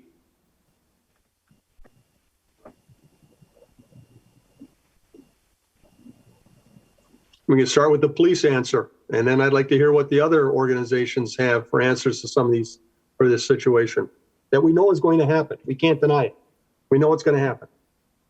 I can talk about it from an outreach perspective, Alderman Galvin. I mean, there's nobody that spent more time out at the park and surrounding area than I did last summer. And we worked with every single individual on the list. We collaborated with other agencies to work with those people to impact them in the best way possible. They were not all the same people all the time that were causing the problems. We did get people to the next point of shelter, and we did move some people into a placement option that was adequate for them and their situation. Everybody's different. It takes time. It is a very challenging situation. So there's difficulty. And last summer, we had a challenge of capacity. We did not have shelter capacity to offer many of the people that we worked with. So it was a case-by-case basis, and we did the best we could. And it is a free area downtown. I mean, homeless people are just like anyone else. They are free to use parks and other areas, and they can't be restricted just because they happen to be or have this temporary condition of homelessness. So we do the best we can to address them and find resources for that at that time. I don't know, or Chief want to add anything to the police response? Yeah, this is Commander Warwick. I'd just like to add that we did act on it in March when this was becoming a problem. I can tell you that we worked collaboratively, just like Paul explained, and we had officers daily checking with them to try to align them with the services that they had. But during COVID, going to Alder Johnson's point is this exploded on us because of the capacity issues that Paul just explained. So it really put us in a bind because we want to help these people. And it took time to get the CARES funding to place these people in permanent shelter. We did not wait till November. I can tell you that we did have many meetings at the police department, either internally and then with the community partners that are somewhere on the city council to help find permanent shelter for these people. Now, the issue then comes down to people that are resistant to shelter. What are we going to do with those people? I can tell you from the police department's response that we will be dedicated to help these people and try to get them the resources that they need. Now, if a person is just resistant, we can't just force them to take the services that we think that they should take. They have rights, and we will do what we can and whatever we can so that they aren't going to the library or going to a different location in the city. But I can tell you that we will continue to work on this internally, and it's not something we're going to wait for November until the shelters open so that we can get these people the help that they need. Well, and not to argue with you, Commander Warwick, but the bathroom situation at St. John's, the final solution was to install porta potties in November. Okay, and I know that just isn't the police department's issue here. This falls on other individuals too. But my question is, again, this is why I'm really pushing hard, get a lot more involvement and leadership from the county government, because there is no silver bullet for this. And our society will be dealing with this well beyond my lifespan. But I think we can do better. I think we can be more coordinated. I think we can have several solutions out there. And that has been my push here all along, is I think St. John's, I think Green Bay Park Department, I think the police department, I think a lot of the nonprofits and the volunteers are doing great jobs. And I know we have a couple of county people involved with this, but again, I'm trying to point out that this is a county problem. We can't take the county services and move it from Green Bay to De Pere or Howard Suamico or the hospitals or the library, any of these other institutions that these individuals use. That makes no sense. So the bullseye is in Green Bay, and I accept that. But I also accept that as a society, we can do better, and that means getting everyone involved in that table. And I understand the mayor has emphasized that he does meet with the executive from Brown County on a regular basis. But again, we're right up to the starting line, and we're just getting this program going. And I don't see anything else on the horizon. And that's why I'm asking what happens when we have people that don't want to take part of St. John's or they open up again. I mean, we're getting them again. The funeral home, people being accosted in there by individuals, the Hotel Northland, patrons being accosted, people from other shelters sneaking in to the hotel, business people downtown having issues with these individuals. And again, this seems to put a black mark on homelessness, and it shouldn't, because again, these individuals make such a small percentage of the true homeless picture, but they're the ones that cause the most angst in our society. They're the ones that cost us the most in tax dollars and in private dollars. And so these are the ones I think we need to get more involved with on a county level and not just a city and private nonprofit level. Thank you. All right, any questions? Alder Stevens, did you have some for public? Oh, I do, yes, thank you. Go ahead. I don't know who this would be addressed to, maybe Matt or the officer. We talk about homeless people. We have X amount coming in, X amount going out, but nobody has gave us a number on how many homeless people are currently in Green Bay. Who can answer that question? Matt? Yeah, so our current count at shelter, we've got 25 at our women's shelter, and we have 64 at our men's shelter. I can tell you that each individual is working with case manager and they should have been from November 1st to April 30th working towards a plan when April 30th comes. We are guests transition into summer safe sleep. We are going to have guests who are transitioning out into their own apartments, whether it be through New Cap or ICS. We are going to see guests transition to new community shelter as well. But there also, as Alder Galvin has alluded, there is that smaller percentage, right, who have been refusing or not choosing to participate in forward moving programming. So we are going to see that percentage as well. So my question is, we talk about 35 at the end of the season last year. Where did those 35 individuals end up going? Matt or Paul? Sure. So we have a spot in our summer safe sleep program for 35 guests. So we have those spots available for people. We did have people who, as Paul had mentioned, had went and started camping in the park.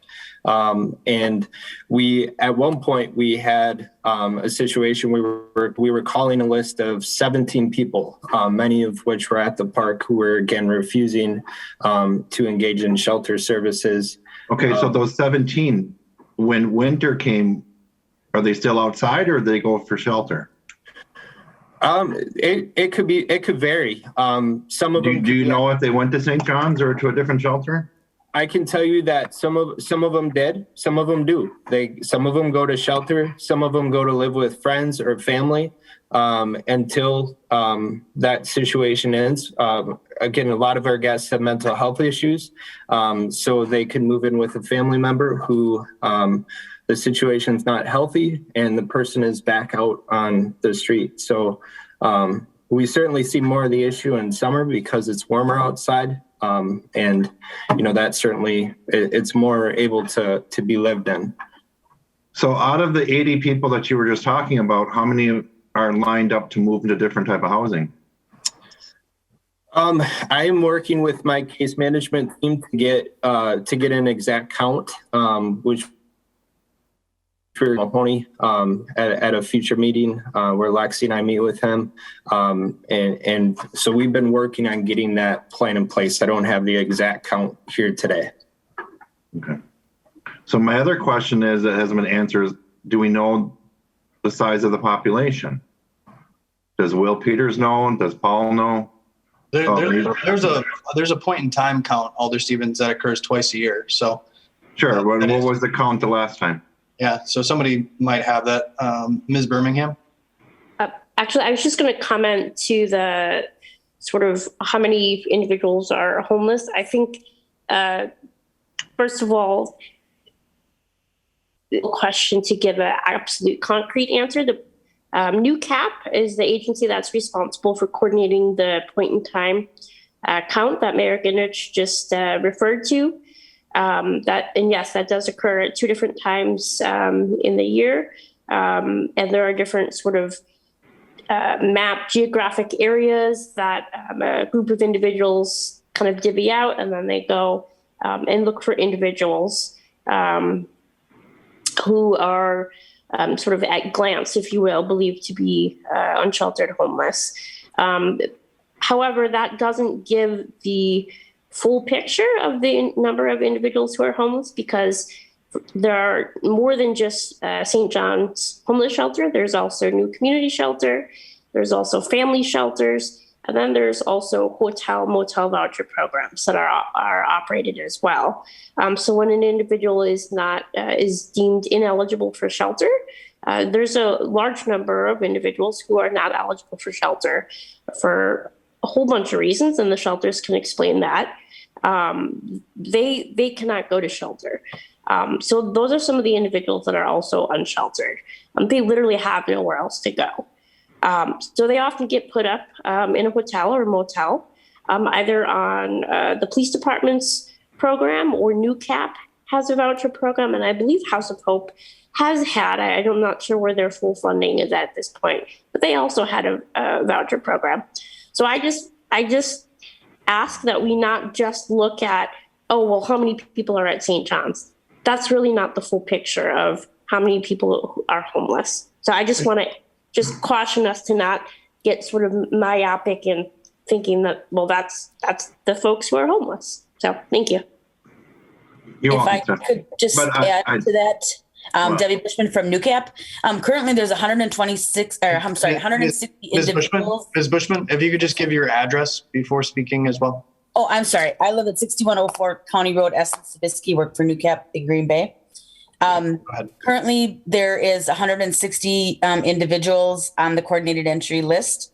Those individuals could be vouchered at a motel, in shelter, or on the street. So that would encompass all the individuals that have engaged with anybody on hot team or basic needs, or any of the service providers throughout the community. Thank you. Well, I'm asking the question because is it thousands of people or is it hundreds of people that we're talking about? Mayor Ganrick, could I give a partial answer? Alder Dorf, go ahead. So for 12 years, I was the DPI designated homeless coordinator for Green Bay area public schools. Most of the homeless children lived in the city of Green Bay. We had, when I left that position, 1,400 homeless children. There's various definitions of homelessness. There's unaccompanied youth. There's people that are doubled up in homes. There are people living out of their cars. There are people that are couch surfing. There are a lot of definitions of homelessness. So you would have to be really specific, Alder Stevens. There are over 1,000 children that are designated in the city of Green Bay area public schools that are considered homeless, and they obviously have parents. So thousands could be correct. Thank you. And Will Peters, I can cautiously try to answer your question. Paul, you can jump in because you've always had the numbers straight than me. But so the point in time count, I participated in that along with other area service providers. And that was just a snapshot, as Ms. Birmingham mentioned. That's just a snapshot in one night out of the year. Well, 2 nights, but this occurred in winter. And that particular night, I believe it was approximately 24. 2 of those individuals were actually out in the elements, right, on the street. The rest, the majority, were in vehicles. So, I mean, that's, again, and also to Alder Dorf's point, there is, you really look at how you define homeless, because there are many folks who are hidden and living in their vehicles, or are couch hopping, couch surfing. But in regards to like this spring, we're trying to gear up for, trying to prepare for, and Paul, you can correct me if I'm wrong here, the number that we've been trying to focus on, or the ballpark that we've been trying to anticipate, is really the number that is going to be left from when St. John's reduces their capacity. And then also the CAVA program with new cap. We're just going to assume, well, let's anticipate that those folks have nowhere else to go when the programs end April 30th. I mean, that's worst case scenario. And I think that's the number that we've been trying to anticipate, which is approximately 60, Paul, 65? Yeah, at a total, and then on the street unsheltered. I mean, that's the number we keep trying to get wrapped around is who is unsheltered. In other words, unsheltered without services at that present time. That we work with tends to be around that number of between mid 30s to low 40s. And again, that accommodates those that are recently unsheltered due to no place to stay, and no shelter that or a shelter that does not have capacity for them, or that they are just not appropriate for at the time, and any transient people that come into the community, which we had last year. So it's a combination of those things. It changes over time. It changes weekly. It changes monthly. And I would like to add that one of the added benefits of this Engage program is that here we are, we're going to have St. John staff on site, but not just St. John staff. I mean, we're going to have other service providers, other members of the Hot Reach team out on site. There's going to be Wi-Fi available there so that these service providers can bring their laptops, their computers, provide case management on site if need be. But then most importantly, gather this missing data. The answers to some of these questions that we're asking is what does exactly this population look like? What really is said? Who are the folks? Can we name the folks off on our hands who are the repeat offenders who are constantly refusing services? So, I mean, that's really an added benefit to this Engage program, is to be able to better capture that information. Is that fair to say, Paul and Matt? I have a question for Will, though. So you say you're bringing these people to the table and they'll be at this park. Is there going to be a representative from Green Bay and also a representative from Brown County being at this park during this time period? Well, so the programming itself, in my understanding with reading through the proposal, is going to be provided by St. John's staff, with the assistance of the park department as needed or where that may be. And I know Dan can speak better to that. But as far as representatives from the city, I'm sure to pop in and visit. I know I plan on engaging on my off time in some of the programming there because this park is still open to the public. It's not, though the target audience is the homeless individuals that are congregating there, the programming itself and the activities are still open to the public. So, I mean, I plan on being down there in my off time just to engage in some of that programming. As far as Brown County, those who are providing case management services and are on outreach have this extra opportunity to be present there, to be providing some of those services. But I don't want to speak for the county. So I know that the Hot and Basic Needs Outreach team that Officer Paul Van Handel chairs, what we're been discussing is coordinating outreach efforts, because we understand that each organization that does outreach specifically to homelessness does it on certain days, certain times, certain days of the week. So it's very important that we have all the folks at the table who are doing outreach, from the service providers, from the county, that we are coordinating an outreach effort. And I think this program, Engage St. John's, will be an added benefit to help coordinate that and make that outreach more effective. Thank you, Mr. Peters. Any further questions? Mayor? Alder Stevens?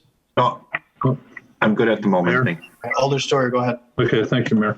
This is for Will or Paul or or Matt, depending. And I talked to Director Ditchite today too, and I asked about the business community in the area as well. So I'm just wondering what kind of feedback you've gotten from the area business community, let's say around St. John's, and has it been positive? Are there some potential solutions in mind, or are we just looking at this? You know, I know this is going to be a program that goes until July, at least till it's reviewed again. So that's a couple of months. So I think that's a fair amount of time to see if it's all work and all that. But I just want to know, has anybody reached out or talked to the business community in that area and some of the concerns they might have? And I'll let Matt and Paul. I mean, I can say that James Anderson from the Parks Department and Alexia Wood from St. John's kind of divided and conquered, so to say. They did outreach to all the neighboring businesses, including the school district or the Howe School as well. But I'll let Matt. I'll defer to Matt and Paul. I would say from our end, certainly Lexi has met with area businesses and neighbors, and we do have positive feedbacks surrounding the park. There is a lot of optimism that it will look differently than it did last year. And they're thankful that we're not doing nothing, because that would essentially mean a continuation of what last year looked like. The school was also, the principal there was also supportive of the Engage Park programming. So I feel like there is optimism over it. And there has been a support, but we do want to ensure that we are a positive value add to the community and the services that we're offering at St. John's, and certainly that we're being good community members and neighbors in the area that we've been placed. So,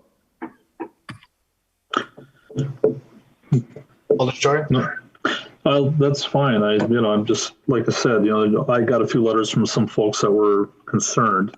So it's not a perfect science. And like I said, this is an issue, like Alder Johnson said, that's going to be around for quite some time, if it'll ever go away.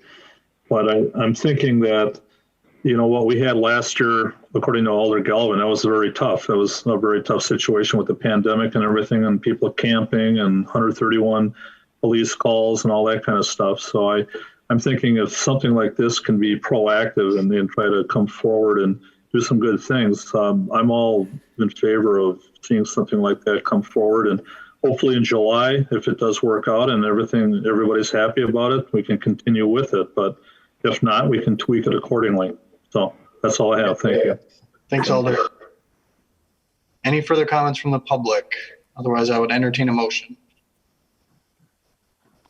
Motion to close the floor. Motion made by Alder Vanderlee, seconded by Alder Dorff to close the floor. All in favor, signify by saying aye. Aye. Opposed, nay. The ayes have it. The floor is closed. Alder Vanderleest?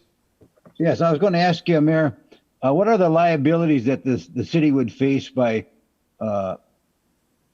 getting our park system involved with this situation, with young children, that might use the park?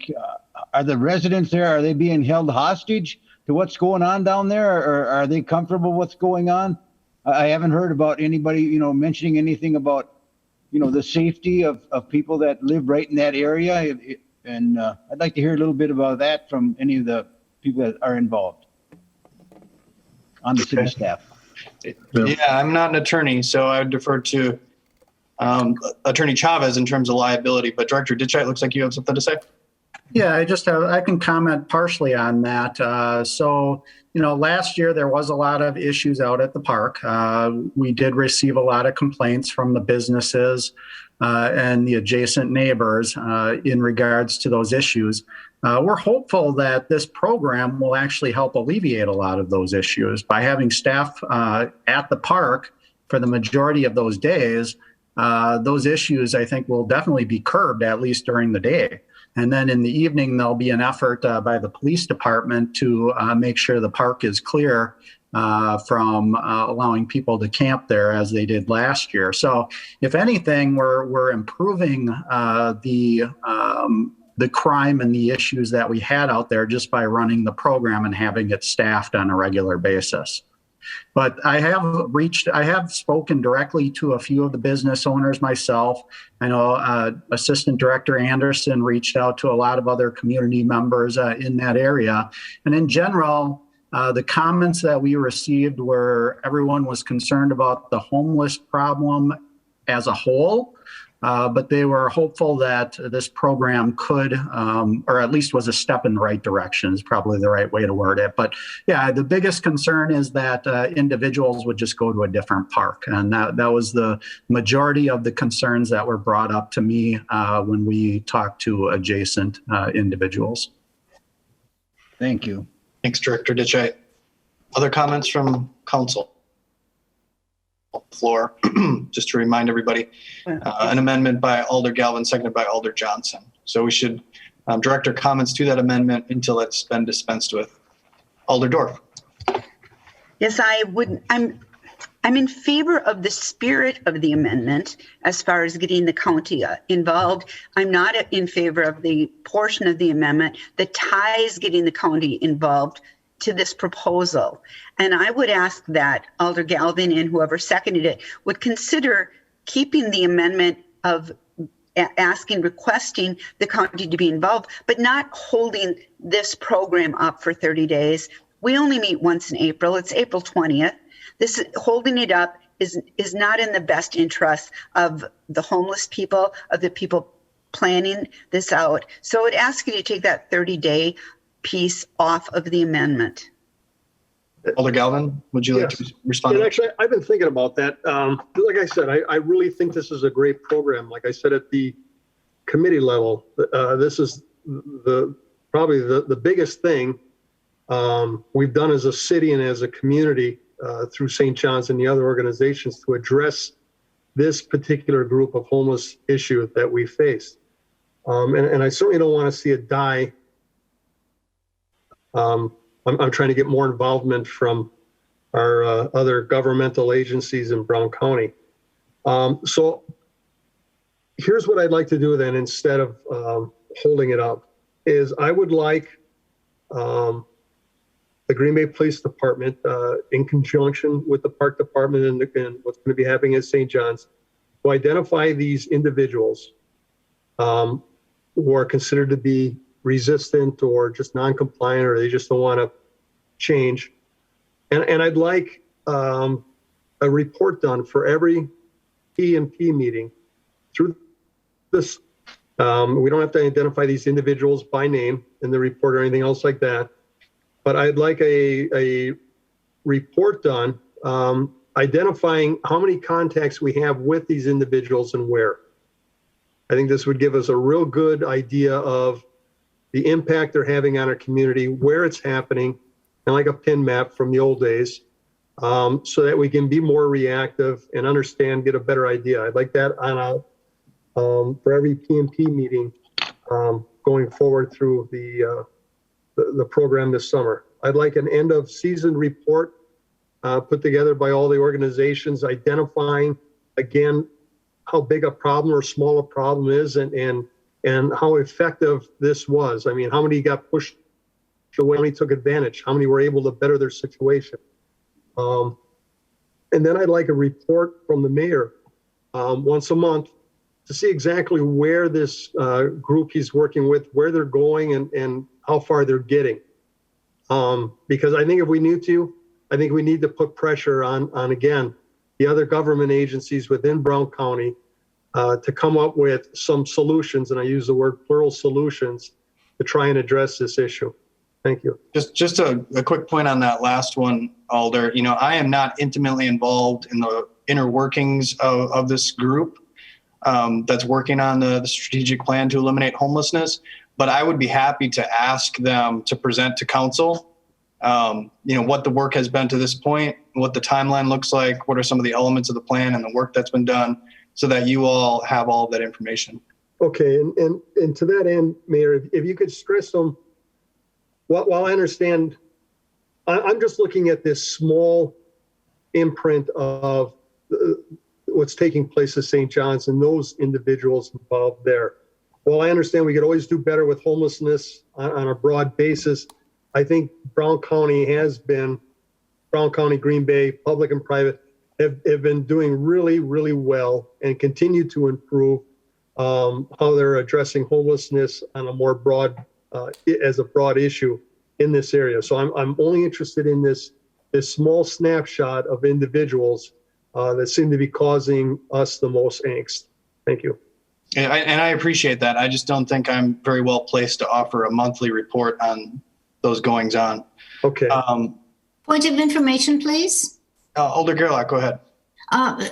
So this came out of Parks Committee. Is Alder Galvin now suggesting this is going to Protection and Policy?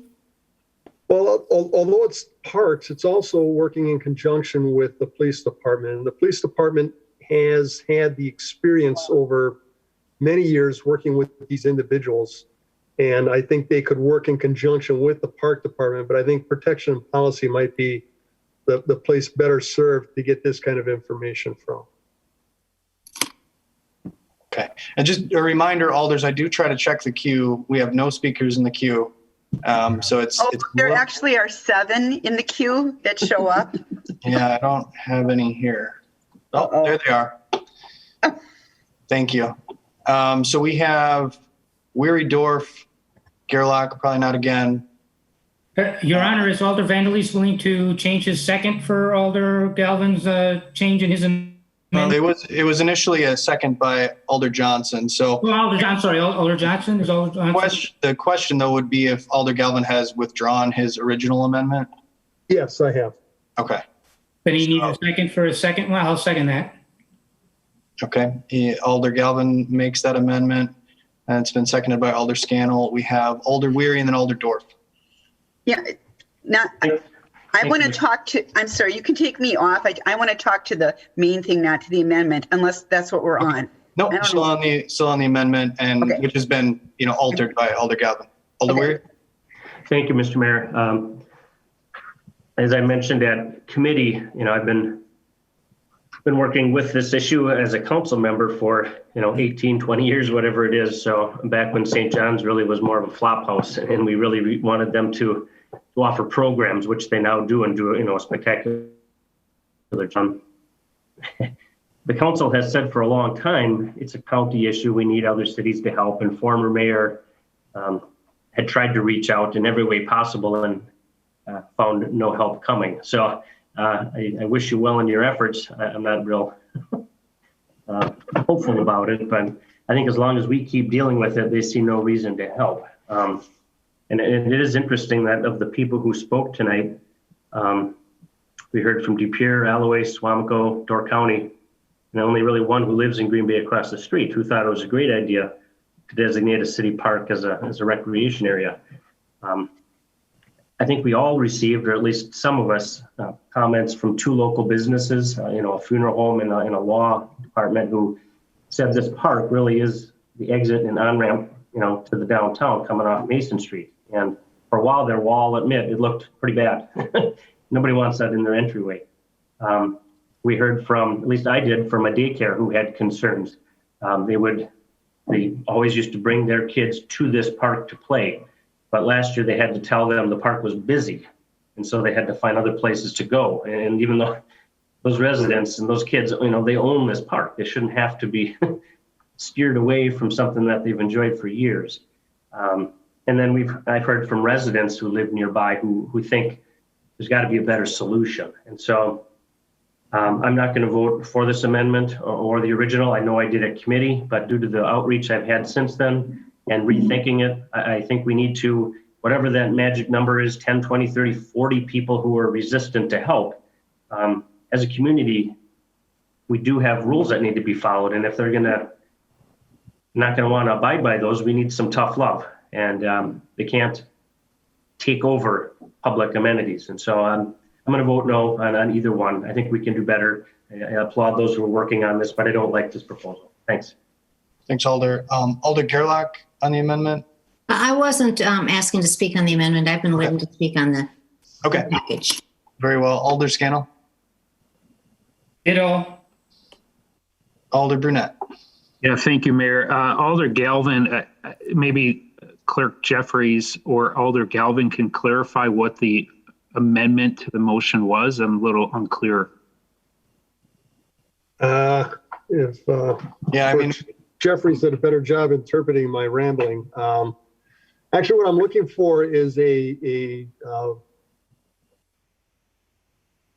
PD on these individuals that have been identified as being resistant. And I'm looking for calls for service on these individuals to get a better idea of the impact they're having on our community. And then I asked the mayor for a monthly report, but I guess if he could get someone from this organization working on long-term solutions to come and address the council on what they're working towards as it pertains to these program or programs to address these individuals that are considered to be not wanting to better their situation in our community. And then I think you'd asked for an end of season report. Yes, I'm sorry. Yes, and a comprehensive end of season report, kind of putting together how successful was this summer program, and also again documenting from the police perspective, fire perspective, that kind of thing, the impact these individuals have had on our community. Even from the Brown County Jail would be a place to check, and some of those other agencies, to see how involved they did get involved with our community. So we, again, can have a better idea moving forward what exactly we're talking about and dealing with. We're going to run out of ink with that motion. I know. Yeah, so I'll summarize things. I mean, it's basically an incident report at every PNP meeting, as long as the program is ongoing, an end of season report delivered to council at the end of season, and then a presentation from the Center for Supportive Housing and the steering committee that's involved in this effort. Does that do the trick, Alder Galvin? Yes. Yeah. Thank you so much. I appreciate that help. Mayor, I'd like to ask Alder Galvin, is this his district? The park is in his district? No, this isn't my district. St. John's is my parish. In fact, I just had my grandson at that park playing 2 weeks ago. I grew up there. My family home was just 3 blocks from there, and I am concerned. And also, ever since I was on the police department, I've been very concerned about the homeless situation in the greater Green Bay area. Right. I'm agreeable to that amendment, but we're going to have a vote on the main motion. Is that correct, Mayor? Ultimately, yeah. I do have questions for the city attorney, kind of a carryover from the Parks Department questions I raised there. Would you like me to ask those now or wait till the we can wait until this amendment is dispensed with. Okay. All right. Thank you. Did we have a second for Alder Galvin's new motion? Just Alder Scannell was the second there? I did. Okay. Mayor, I have a point of order. Just once a point of order, Alder Story? Yeah, I just wanted to ask Alder Galvin and Alder Dorf had brought it up too, as far as the timeliness of this, as far as, do you want to delay this program right now, or do you want to, I dropped that portion. You dropped it? Okay, I'm just checking. Okay. Thanks. I look at you. I see you, Alder Dorf. I see you nodding your head. Okay. Thank you. Thanks, Alder Story. We have Alder Johnson and then Alder Lefebvre on the amendment. Thank you, Mayor. So after listening and engaging in some conversation here with some of our community stakeholders on this issue, I was supportive of Alder Galvin's original amendment, and that's why I put a second on there, because I felt like there were a lot of unanswered questions, and then understanding the importance of that transition and understanding the problem that we're authentically trying to solve here. And how important that transition is to solving that problem. So that's what's kind of making me backpedal a little bit too. And that's the importance of having members of the public come and speak at these things. So, but Alder Galvin, one thing, that was kind of lost from your original amendment that I would love to incorporate into this one is that piece about county accountability. So I'm okay with us removing the piece that says we're going to hold up the program until the county, steps up to the plate here. But we have this expectation that the way the original motion was worded, that this would come back to the Parks Committee in July for a report or an update. That's basically 90 days, right? That 90 days for us to engage in the county. It's not enough, in my opinion, for us to just say the county's at the table. I mean, we heard multiple people say that, and that's wonderful that they're at the table. It's not enough. We need investment. This is a Brown County problem, and the city of Green Bay is bearing the expense. We need county investment. And so if Alder Galvin, if you're open to that, I mean, I would love to have that July report come back with some tangible recommendations of how the county is going to invest in this problem.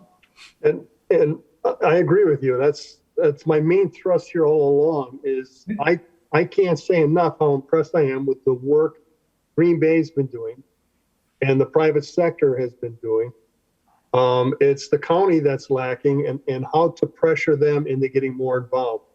And that's why I was hoping if the mayor could convince someone from this organization, this group that's getting together on homelessness, to come and address our council, then we'd be able to do some questioning back and forth with them and discussion about this particular issue as it affects our community.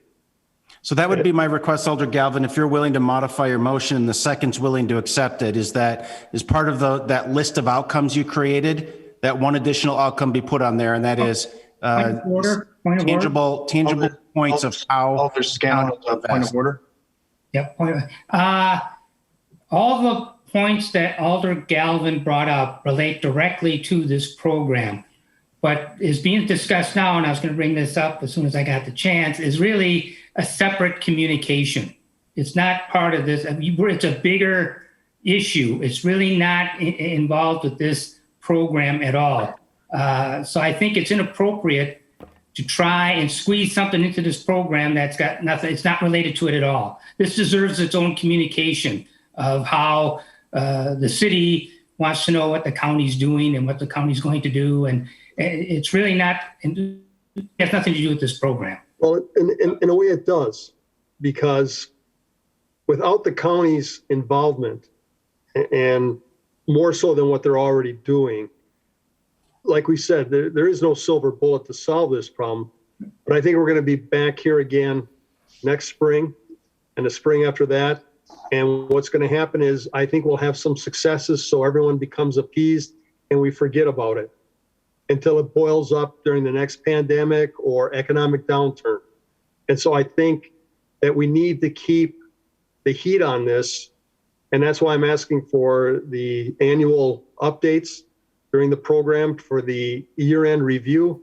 And why I was asking for a presentation by the county about where they're going. And I think that what Alder Johnson is doing is just putting that more on the table sooner in July than maybe July, August, September, October, November, and then we forget about it again.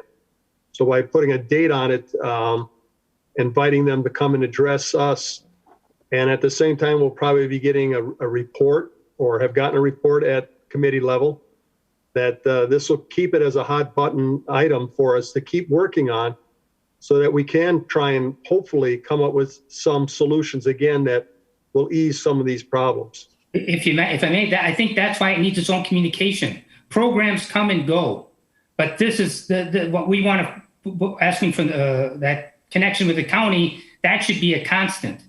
So that's why I believe it needs its own button, and it should be its own communication and its own issue, and that we won't lose it if we're not tying it to any program that can come and go.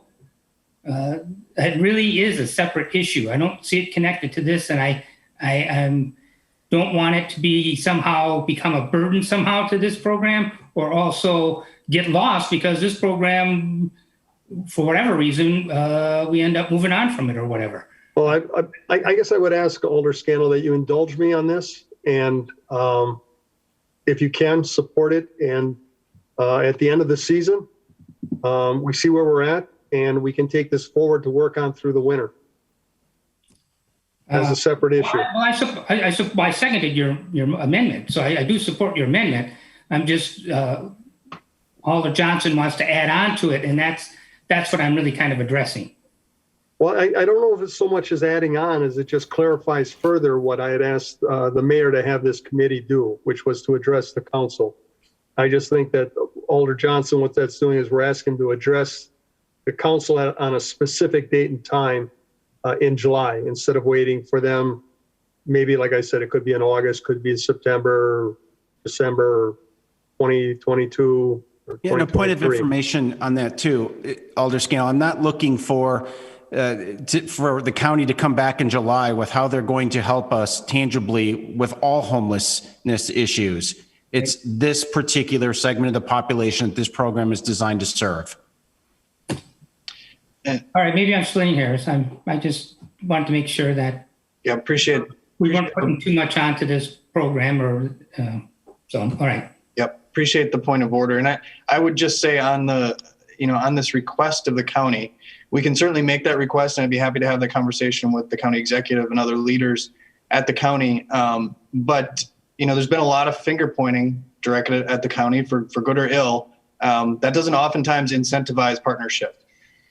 So I don't know how willing they're going to be to come in here and be beaten up. So I would just encourage us to have an open mind about the partnership that has developed with the steering committee. That's, as I said, housed at the Community Foundation in partnership with United Way and city and county.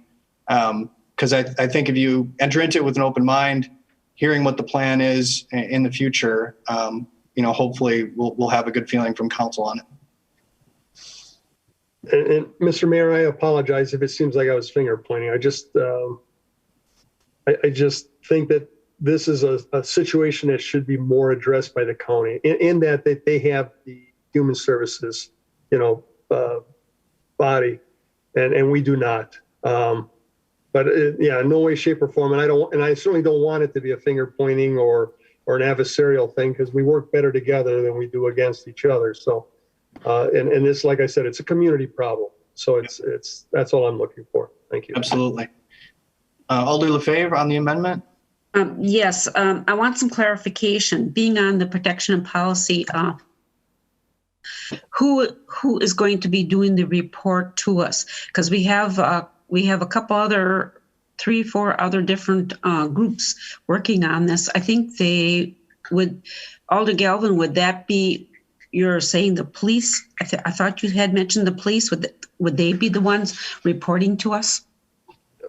Well, at the end of the season, I think it'd be better if the police work together with Parks and St. John's to put together a comprehensive report.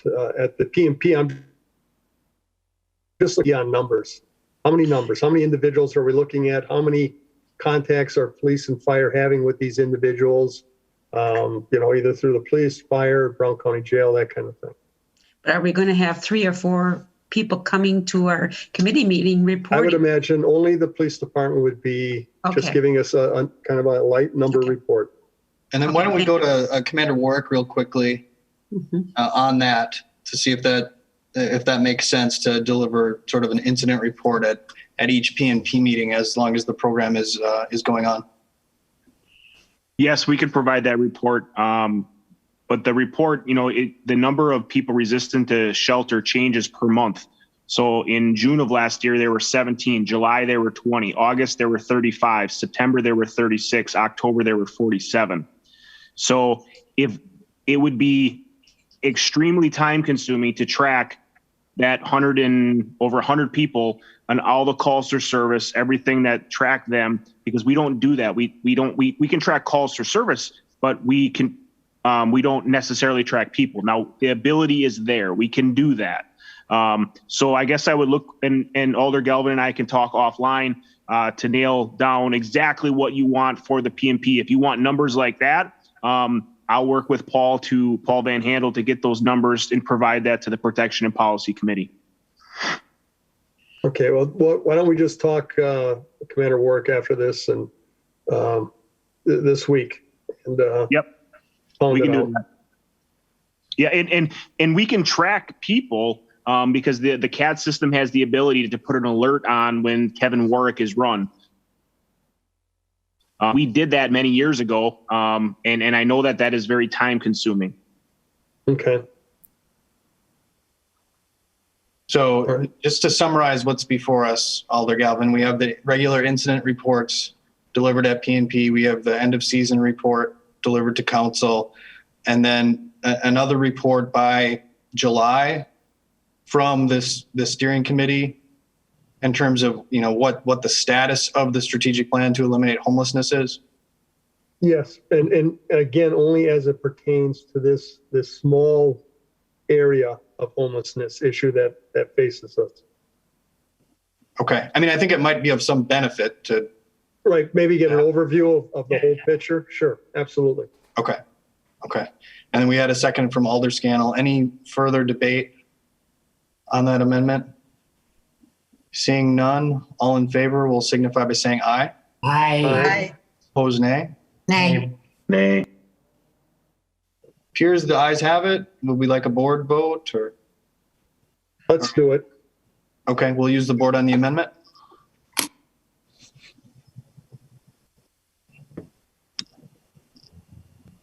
Vote is started.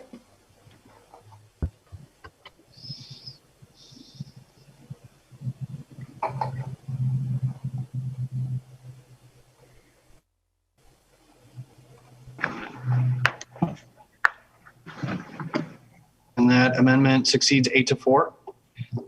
I'll entertain a motion to adopt as amended. Move to adopt as amended. Second. Second. Motion made to adopt as amended, made by Alder Dorf, seconded by Alder Scannell. We have a few folks still in the queue. Alder Weary. Well, I wasn't going to speak, but I could do a few comments, of course. That's always the worst intro. Well, why not? Go ahead. I really do think there's a better option that we could find. I think when you really boil it down to it, there's 10, 20, 30, 40 people who are refusing services, and they are really dictating to the city how this park is going to be used. I think you're going to find that the people who don't want the services are not going to go there because they're not going to want to be pestered about it or reminded about it, and they're going to go to other parks. And we're going to be hearing reports from Jackson Square or Astor or along the trail along the river. We're going to be hearing other things. So I just think it's well-intentioned, but not going to be fruitful. Thanks. Thanks, Alder. Alder Gerlach. Okay. I'm going to claim a little credibility about homelessness too. Before I came back to Green Bay in 2018, I lived for 10 years in Seattle. It was the mecca of homelessness in the Northwest. It's interesting because I never thought of the homeless problem when I lived amid the homeless. And I was not homeless, but they were always my neighbors. And I worked in a building in which the first floor was used as a shelter for homeless veterans every night. And when I'd be going to work in the morning, and we got to know each other, and we got to recognize each other on the street. It was just a different feeling. So I believe I have a little bit of credibility about homelessness. And I know the speakers we heard tonight. I know Father Paul DeMuth. I know Larry Connors. I know Stephanie Birmingham. These are consummate professionals. I have tremendous faith in them. Will Peters said to us, it's not a silver bullet. And I think that's what you seem to be asking for, a perfect solution. This is a pilot program. I support it enthusiastically. And I think that we're working so hard on measuring every little bit of possible progress. We're forgetting that this is a program about human beings who are facing tremendous, tremendous challenges. I have to say, in my almost a year as an alder, this is the first thing probably that we've dealt with that reminds me of my teaching career long ago. And you just can't measure the success of a human being, always in tangible and logical, objective terms. I have faith in our police department. I sit on the Parks Committee. I have great faith in our parks staff. I believe that we need to say, not what is Brown County doing? What are they doing in De Pere? What are they doing in Suamico? But rather say, maybe we have a good solution that we could start with here. And let's go forward with a positive attitude and let's see if we can show them the way. It's not going to be perfect. Half the people don't engage. And my answer to that would be, well, that means half the people have engaged. That's a different way of looking at it. Yeah, you got a tough audience. You get half of them to engage. That's pretty darn good. We can wait for a provable solution that we can measure. We can measure the success objectively, or we can recognize that this isn't going to be perfect. It will be trial and error. There will be mistakes.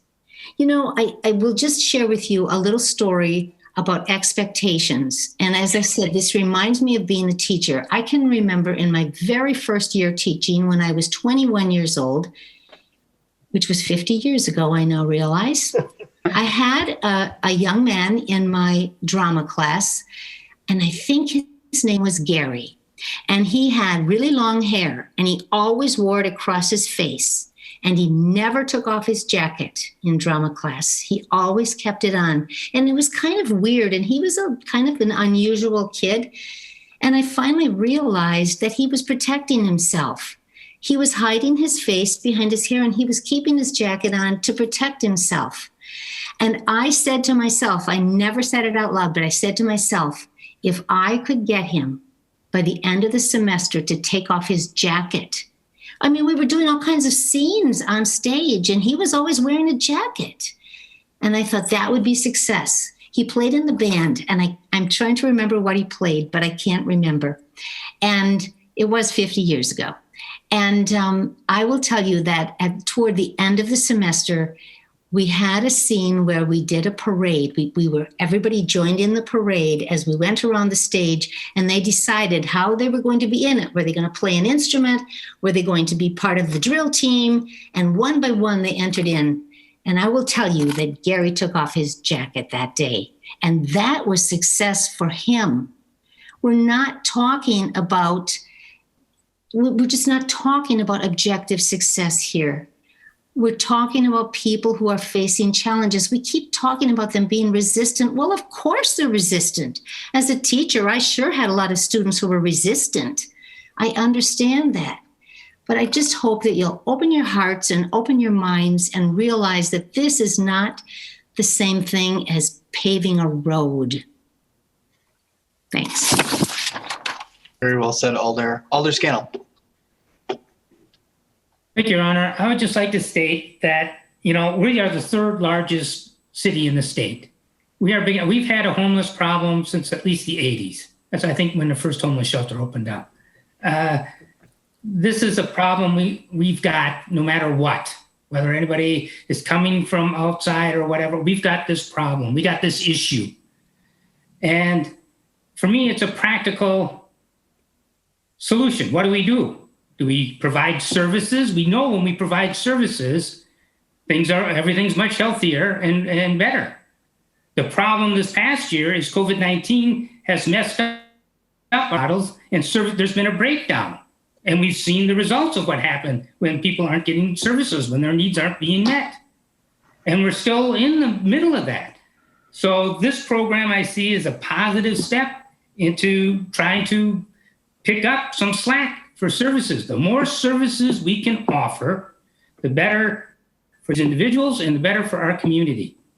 And to think that if we don't offer this program, well, now the daycare center can go to this park. The only way that day center's going to be able to get to that park is if we offer these services and we're addressing people's needs. Otherwise, they're going to be trying to build up another encampment. We're going to be overwhelmed like we were this year, and people are going to be all over. This is at least a step in the right direction, and we will have some positive good outcomes, which is better than no positive outcomes. We will have some control and supervision over that park, right, which is much better than no control or supervision over that park. So for me, this is a very practical and humane solution.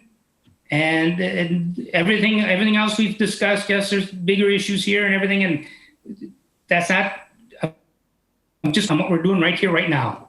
And I fully support going forward with this. It's going to be much better for us having this program than not having this program. Thank you. Thanks, Alder. Alder LaFave? Yes, I just want to mention that, if we don't start somewhere, nothing's going to get done. So this is a start. Let's see what happens. We're going to have our reports, which I think is important too. So we understand what is going to work and what's not working. And I think that St. John's has been working on this homeless thing a long time themselves, and they're seeing the problem right there, and they want to make it better. They want to make it better for the community. All those people who live around and who work around the St. John's, and this is where they were congregating last year and causing all the problems. And so this is a place to start. And maybe some will move to some other parks because, as you said, some people, they've been homeless for so long, the problems are so ingrained in them, it is hard for them. But those are the ones that we're going to try to work on. We're going to try to get these people the help that's needed. And yes, it is a big problem. And I'm on the county board, and I will talk to Mr. Pretzel, Human Services, and I'll put some pressure on them too. But it's kind of a Green Bay situation because we have the homeless shelters here in Green Bay. We got the services here. And it does take money. So we'll see what we can do on that end. But like I said, we have to start somewhere, or it's not going to get solved. We're just going to push the situation off somewhere else, or it's just going to get worse at St. John's Park. So let's work somewhere. Let's something. And I think this is a good start. Thank you. Thanks, Alder. Alder Brunette. Thank you, Mayor. I won't repeat the comments I made at the Parks Committee. I'm generally in favor of this program, especially since we can have our review at the midpoint fly. But I do have a question for the city attorney. The question I posed at the Parks Committee that I mentioned that I would bring up here is, has the law department reviewed this from a constitutional standpoint? Is the city getting in any trouble, with public accommodations, possibly having people sign some sort of document of code of conduct that was discussed at the committee level? Attorney Chavez, are you on the line? Can you answer that? Yes, so Director Ditch, I did speak about this, and the approach where somebody would be signing in to enter the park has been rejected. So that's not even an issue anymore. And that was the only time we were discussing that it would potentially need to be leased out the entire park, so that it's really them running the program. And anybody coming in is subject to that program and signing in. Here, what we have discussed and what we ultimately landed on as being the most appropriate method moving forward, at least from the city's perspective, would be having them run it at the park, knowing that it's still just an open park. So there's nothing that's prohibiting people from entering. They're running their own program. The program is theirs. It's not the city. So there's no issue with the constitutionality of that. It's just like any other program that's held in the park at this point. And from the city's perspective, we put up rules. We would probably recommend putting up some reminders of what the rules are, like posting the rules in the park, so that it's clear to everybody coming in exactly what is out there for them to oblige by. And then if anybody fails to follow those rules, then we would treat them the same way we do anybody else who's in one of the city parks. So with that, Go ahead. I'm sorry. I said with that, there's no issues that have arisen. Okay. One last question, and thank you for that, looking into that with Director Ditchett. I appreciate it. In the equal rights ordinance that the city passed, is there any protected class in regards to, whether actual or could be closely linked to the unsheltered, homeless, any protected class that if they don't follow the rules that they would be asked to leave the park? Is there any concern with the ordinance that we passed as a city council? I would have to go look at the ordinance to see exactly what enacted. But no, this is not the purpose of the anti-discrimination ordinance is essentially to avoid discrimination. But when we're requiring everybody who comes to the park to follow the same set of rules, we're not acting discriminatorily. We are just enforcing rules that everyone, regardless of their status in any class, would be obligated to abide by. Okay, so every user to the park does not have to sign anything. I mean, there's no signature required at this point. That's correct? Correct. All right, thank you, Attorney Chavez. Appreciate it. No other questions, Mayor. Thanks, Alder. Alder Johnson. Thank you, Mayor. Just a couple of questions. When we have these individuals who participate in the programming during the daytime, what happens to these folks at night? I mean, the park closes at 10. Assuming that they're resistant to shelter stays as well, will the park be closed down and will they be asked to disperse? How does that work? I can answer that. Yes, please, Director Duchek, go ahead. So with the program, the hope is that most of the individuals at the park, they'll be able to place and offer places for people to locate at night. And for the individuals that either don't want to do that or resist that, we would work with the police department on a case-by-case basis to work with those individuals to help them out. And I guess I would refer to Officer Van Handel to give you more specific response to that question as far as how he would address those individual issues. Sure, and Officer Van Handel, before you answer, the reason I asked the question, of course, is because this is presumably the problem we're trying to solve. So I just want to be sure that, we're not creating another problem when we're trying to solve a problem. And I understand that we're going to mitigate the unsheltered homeless issues in and around the downtown area by doing this program, because I think over time people will feel more able to engage. I don't think we are going to eliminate an unsheltered homeless population entirely. We are going to have those that, due to their whatever the circumstance that they have, they will not engage in what we're offering at the time. So it's going to be a situation where we got to continue to work with these type of those individuals that are a little more problematic and resistive potentially. That is not a problem. Every community goes through what we're going through. Like was said earlier, I think by Will, it's not a quick fix. I mean, the statistic is really people that enter into permanent supportive housing, it takes, and these are people that enter into a housing situation, a solution like this, it takes 6 months to a year for people to actually engage in treatment after that even happens. So we're dealing with people at this, what they call a pre-contemplative state.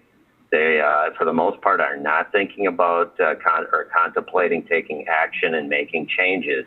That is something that happens in every community, and we will work with those folks as best as we can, and it will be an ongoing effort, and that's all we can do. Okay, and I appreciate that, and I just hope it's one of those things that we can be. That we recognize, I mean, if we're just being honest and transparent, we all know why we're having this conversation. It's to ensure that we don't see what happened last summer replicated this summer. And I think, I hope that we're alert to that. And that if there are things, that are starting to propagate once again, that we're willing to be aggressive on the front end, to ensure that this just isn't a recycled challenge.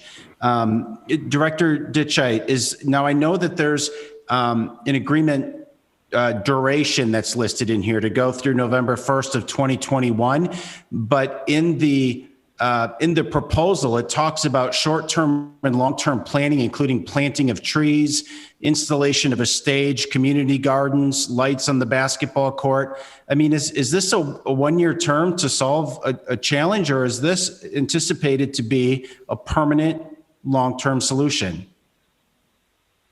Yeah, and I clarified this at the Parks Committee. This is a trial basis of 1 year. We'll evaluate it, and then we'll revisit it again next year.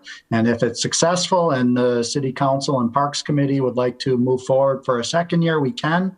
If not, maybe there'll be other programs that will come out of this discussion that we're having tonight that can maybe take the place of this. So short answer, this is a one-term or a one-year approval. Okay, and that was important to know, because otherwise I was going to propose a sunset on this. So any potential second-year program would have to come before council again. Yes, I would bring it forward. Okay, and here's where I'm at on this issue. It's and I appreciate the conversations and the need for compassion and empathy. Unfortunately, we don't get to do this in a vacuum. And what I mean by that is accommodations that we make to help serve some of these folks that are that find themselves in this position. It's affecting other people as well, and we've seen that from some of the communications that we've received and from neighbors and business owners. And I'm inclined to support a short-term solution to what I hope is a short-term problem. And admittedly, when I came into this, I wasn't sure. I was on the fence. This conversation really helped. And so when I look at this plan and I see a 1 year duration, we recognize a problem that occurred last year. We feel that in 1 year, we can address that issue. We can find a way to work with individuals that are resistant to services, which is what created that problem. And if we can get some of these reporting metrics in place, to come back and we can monitor that progress. One of those outcomes, by the way, that I would really like to see, and I'm not going to make an amendment or a motion, I'm just going to simply request that we look at this, but it's the number of police calls. I think we need to see a reduction in the number of police calls. And I think that should be one of the metrics that helps us determine if this program is being successful. But we also need to be the long-term vision of what this part of our city looks like. And folks, again, we have to be honest with ourselves. Investment doesn't come into areas where you have some of these challenges. And so I'm supportive of a 1 year plan that helps us solve these problems that were specifically outlined in the proposal. I'm not sure that I'm supportive of this as a long-term solution. And I think, and I'm hopeful that the group that the mayor referenced earlier is continuing to think about that, including the supportive housing that Officer Van Handel had mentioned, because I think that's a really important piece of the long-term solution here. So I'm going to support it today, but I really want to be clear that this program should not move into a year two. I mean, clearly we'll make that judgment once we can assess what the situation looks like, but it would be my hope that, we've got ourselves into a position where a year two should not be necessary. Thank you. Thanks, Alder Dorf. Thank you, Your Honor. Well, I'm really sorry to say to you, Alder Johnson and the other alders, this is not a solution. This whole thing is not planned to be a solution. This is an intervention.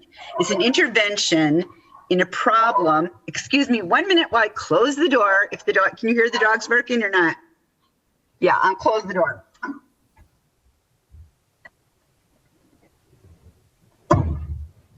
Sorry, Zoom meeting. So I don't think it's meant to be a solution. They told us when they presented it, it isn't a solution. We won't solve homelessness in a year. It's not perfect, but don't let the perfect be the enemy of the good. It is a good intervention. I believe that it is going to help. And I want to echo what Alder Gerlach also said about it being, these darn dogs, just 1 minute. Get out of here. Who let the dogs out? I wanted to say that, but thank you, Randy. They open the door with their nose, silly. Okay. It is a good intervention. I think it will help. I think, as the story Alder Gerlach told, it was excellent. You know, for that person, taking off the jacket was a success. People just don't kind of find themselves in the position of homelessness. I guess, speaking from experience, it's a process. It happens. There's generational poverty, and then there's situational poverty, where suddenly you've lost your job. Many people do live from paycheck to paycheck. We had a pandemic. We're still in a pandemic. That is part of what's causing this. I would hate to have the idea out there that in 1 year we are going to solve a problem. We're going to intervene on a situation and make it better than it was last summer. And then we're going to have to look at what is the next step going to be. I'm absolutely in favor of this program, and I'm really listening. It is not a solution. It wasn't intended to be a solution, but it's a step in the right direction. Thank you for bearing with me and the dogs. Sorry about that. Thank you, Alder. Alder Scannell, bring us home. Yeah, I just like to make a point of clarification that I don't think this program is being designed to deal with certain individuals in our community. These individuals have been in our community quite some time. I've been working with these individuals, I'm not personally, but working with the agencies that have been working with this community, these individuals for a long time. The difference is COVID-19 and the disruption in our services. That is the real issue here. It's the service. There's been a breakdown in our services, and this is a measure to help step up with those services, to help navigate with those, get people back into those services that have been disrupted because of COVID-19. So going forward, this is an engagement program, a process to get people engaged into further services, to get them connected. And it could be that going forward, we may end up keeping this program because it turns out to be useful and beneficial. But for me, it's not really been designed to deal with certain individuals. It's been designed because we've had a problem due to COVID-19 with a breakdown in our services. So that's what I look for this to do, is to be a step up and help out with that. And going forward, once we get through COVID-19 and we can get all those services in place, and that task force can come forth with their plan, and we can fill up some of the holes in our services, maybe this would still end up being a program we'd use as part of everything else. But for now, I really see it as just helping fill in the need that these other services have been the breakdown because of COVID-19. Thank you. Thanks, Alder Scannell. We do have an amended motion with a second, or rather a motion to adopt as amended with a second. We've had a lot of discussion. Alder Stoyer, some final words? Just some final words. The only date I'm really concerned with is the July date. When we look at what has gone on for these last 3 months up to that point, Protection and Policy is more than willing to listen to everybody on this, and I'm thankful that the county is getting involved. And Mayor, I appreciate the comments. I appreciate all the comments tonight. Very, very well thought out. Alder Gerlach, I appreciate your comments as well. And when you look at a city or a community, we will not be judged by what the haves have, but what the have-nots do not have. So we need to look at everybody. So I'm looking at it as a 3-month for now to look at it. And then if it works, fantastic. If it doesn't, we'll have to tweak it or do something different. But right favor. Thank you. Thanks, Alder. All right. So we do have that motion to adopt as amended. All in favor will signify by saying aye. Aye. Aye. Opposed, nay. No. The ayes have it, and the motion is adopted. Thanks to St. John's, to our Parks Department, and to our council for a really good discussion. On to Personnel Committee. Motion to approve. Second. Motion to approve made by Alder Galvin, seconded by Alder Corpus Dax, and that's for the report of the Personnel Committee. meeting on March 23rd, 2021. Any items here to be held separately? Hearing none, all in favor of approving that report, please signify by saying aye. Aye. Opposed, nay. The ayes have it. That report has been approved. TB&P. Motion to approve. Motion to I'll approve second. made by Alder Stevens, seconded by Alder Scannell. Any items here to be held separately? Hearing none. All in favor of approving that report, please signify by saying Aye. Opposed, nay. The ayes have it. The report has been adopted. Sustainability. Motion to approve. Second. Motion to approve made by Alder Scannell, seconded by Alder Gerlach. Any discussion? All those in favor signify by saying aye. Aye. Aye. Opposed, nay. The ayes have it, and that report has been approved. Motion to suspend the rules. Yes, on resolutions. Second. Motion to suspend the rules has been made by Alder Scannell, seconded by Alder LaFave, and take up these items with one roll call vote, items 1 through 3. All in favor of that motion, please signify by saying aye. Aye. Opposed, nay. The ayes have it. The rules are suspended. Entertain a motion to adopt. Motion to adopt. Second. Motion to adopt made by Alder Scannell, seconded by Alder Dorf. Any discussion? All right, we will use the board. They vote.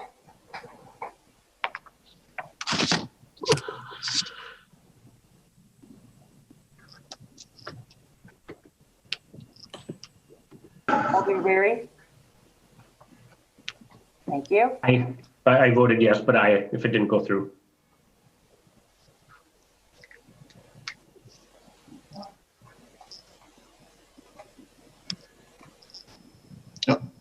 Missed that. I believe it was unanimous. Is that correct? Yes, it was unanimous. Thank you. Okay.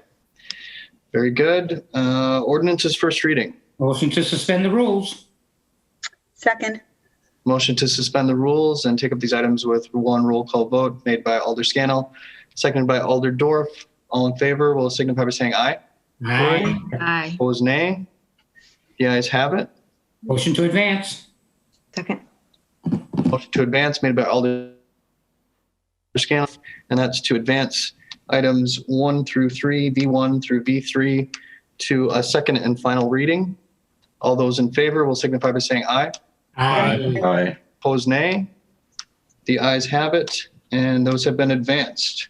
On to Committee of the Whole. The status of the report on the November 2020 election, and this one is for Attorney Chavez. Thank you, Mayor. So a few days ago, I provided an update to the council on the status of my report. As you're aware, it is not final at this point, only because I am still talking to people. I was still reaching out to people as of Friday, and I did speak to additional people over Friday and Monday. I was going to say the weekend, but I actually talked to them during the week. And then I am waiting to hear from one final person who has agreed to speak with me, but isn't available just yet. And so with that, I wanted to provide you guys with an update that from the discussions that I've had, nothing has changed as far as my opinion of the integrity of the election. To all of the city employees who had any interaction with Central Count, or at the very least reached out to them, give them an opportunity to speak to me. I have reached externally out to Chris Teskey and Kim Wake, both of whom have declined or have not responded to my request. I reached out to Sandy Juneau, who indicated she had no comments. I reached out to Justin Schmidt, Dave Hemry, and Chad Weininger at the county, all of whom declined to speak with me. And I did speak with Megan Wolf, Richard Rydecki, and Nathan Jednick from the WEC. And then I am waiting I did also speak to the employees at the KI to obtain their recollections of events. And then I also am waiting to hear from Michael Spitzer Rubenstein. And after that, I believe that my report will be finalized or be ready to be finalized. But as I stated, I haven't seen any new information which has changed my opinion of the integrity of the election. Thank you, Attorney Chavez. Any questions from council? Alder LaFave. This is more of a comment. I just want to, I don't know if some of these other people who are questioning everything that went on with the election, I just want to make a comment that our attorneys would never falsify anything because they could lose their license. This is really important for people to understand that what they report is true. They're going to sign a statement that this is what they have found. This is what, what their investigations are. So we don't need an outside counsel or somebody else to do an investigation. If people still want an investigation, then they have to bring it forward to the district attorney. Bring your accusations forward to the district attorney, please. Thank you. Thanks, Alder. Any other comments or questions for Attorney Chavez? Okay. Seeing none, we will move forward to petitions and communications. Do we have any communications? Alder Burnett. Yes. Alder Scannell is very disappointed with you, but go ahead. Okay, I have two, and they're related. One would be to the Finance Committee. Actually, strike that. One would be, the first is to the Personnel Committee for discussion with possible action on having an outside human resource department or consultant review the workplace complaint of the former city clerk and report to the City Council. And the second is to Finance to approve the funding required to have an outside human resource department or consultant review the workplace complaint of the former city clerk in order to report to the City Council. Thanks, Alder. Any other communications? Alder LaFave. I don't have a communication. I just want to make a comment. There isn't, if you haven't put a communication in recently, there's a new form. And if you're not techie like I am, I did not get mine in right away because I could not. I got it into a PDF. Took me an hour and a half to figure that out, but I could not send it in. So I emailed it to Clerk Jeffries and explaining it with my communication, but it did not get in time for the planning for this Monday, yesterday. So I just want people to know that there might be a problem. And Mike Ronick was very good. He met me downtown on Monday. He came from home and he went through everything with me and showed me exactly how to send it. So I just want people to be aware that there is new format. So if you're not a techie, you might need some help. Thanks, Alder. Any other communications? Motion to refer. Second. Motion has been made to refer all communications to the proper committee. It's made by Alder Scannell, seconded by Alder Dorf. All in favor, signify by saying aye. Aye. Opposed, nay. The ayes have it. Those have been referred. Adjournment. Motion to adjourn.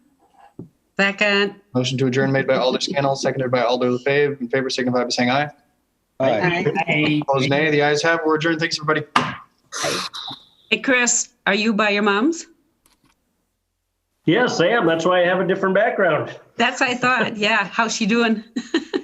I should probably be putting her to bed. She had to get hip replacement surgery. That's why I'm here. So that's why I stepped out a little while ago to see how she was doing. That's what I was wondering.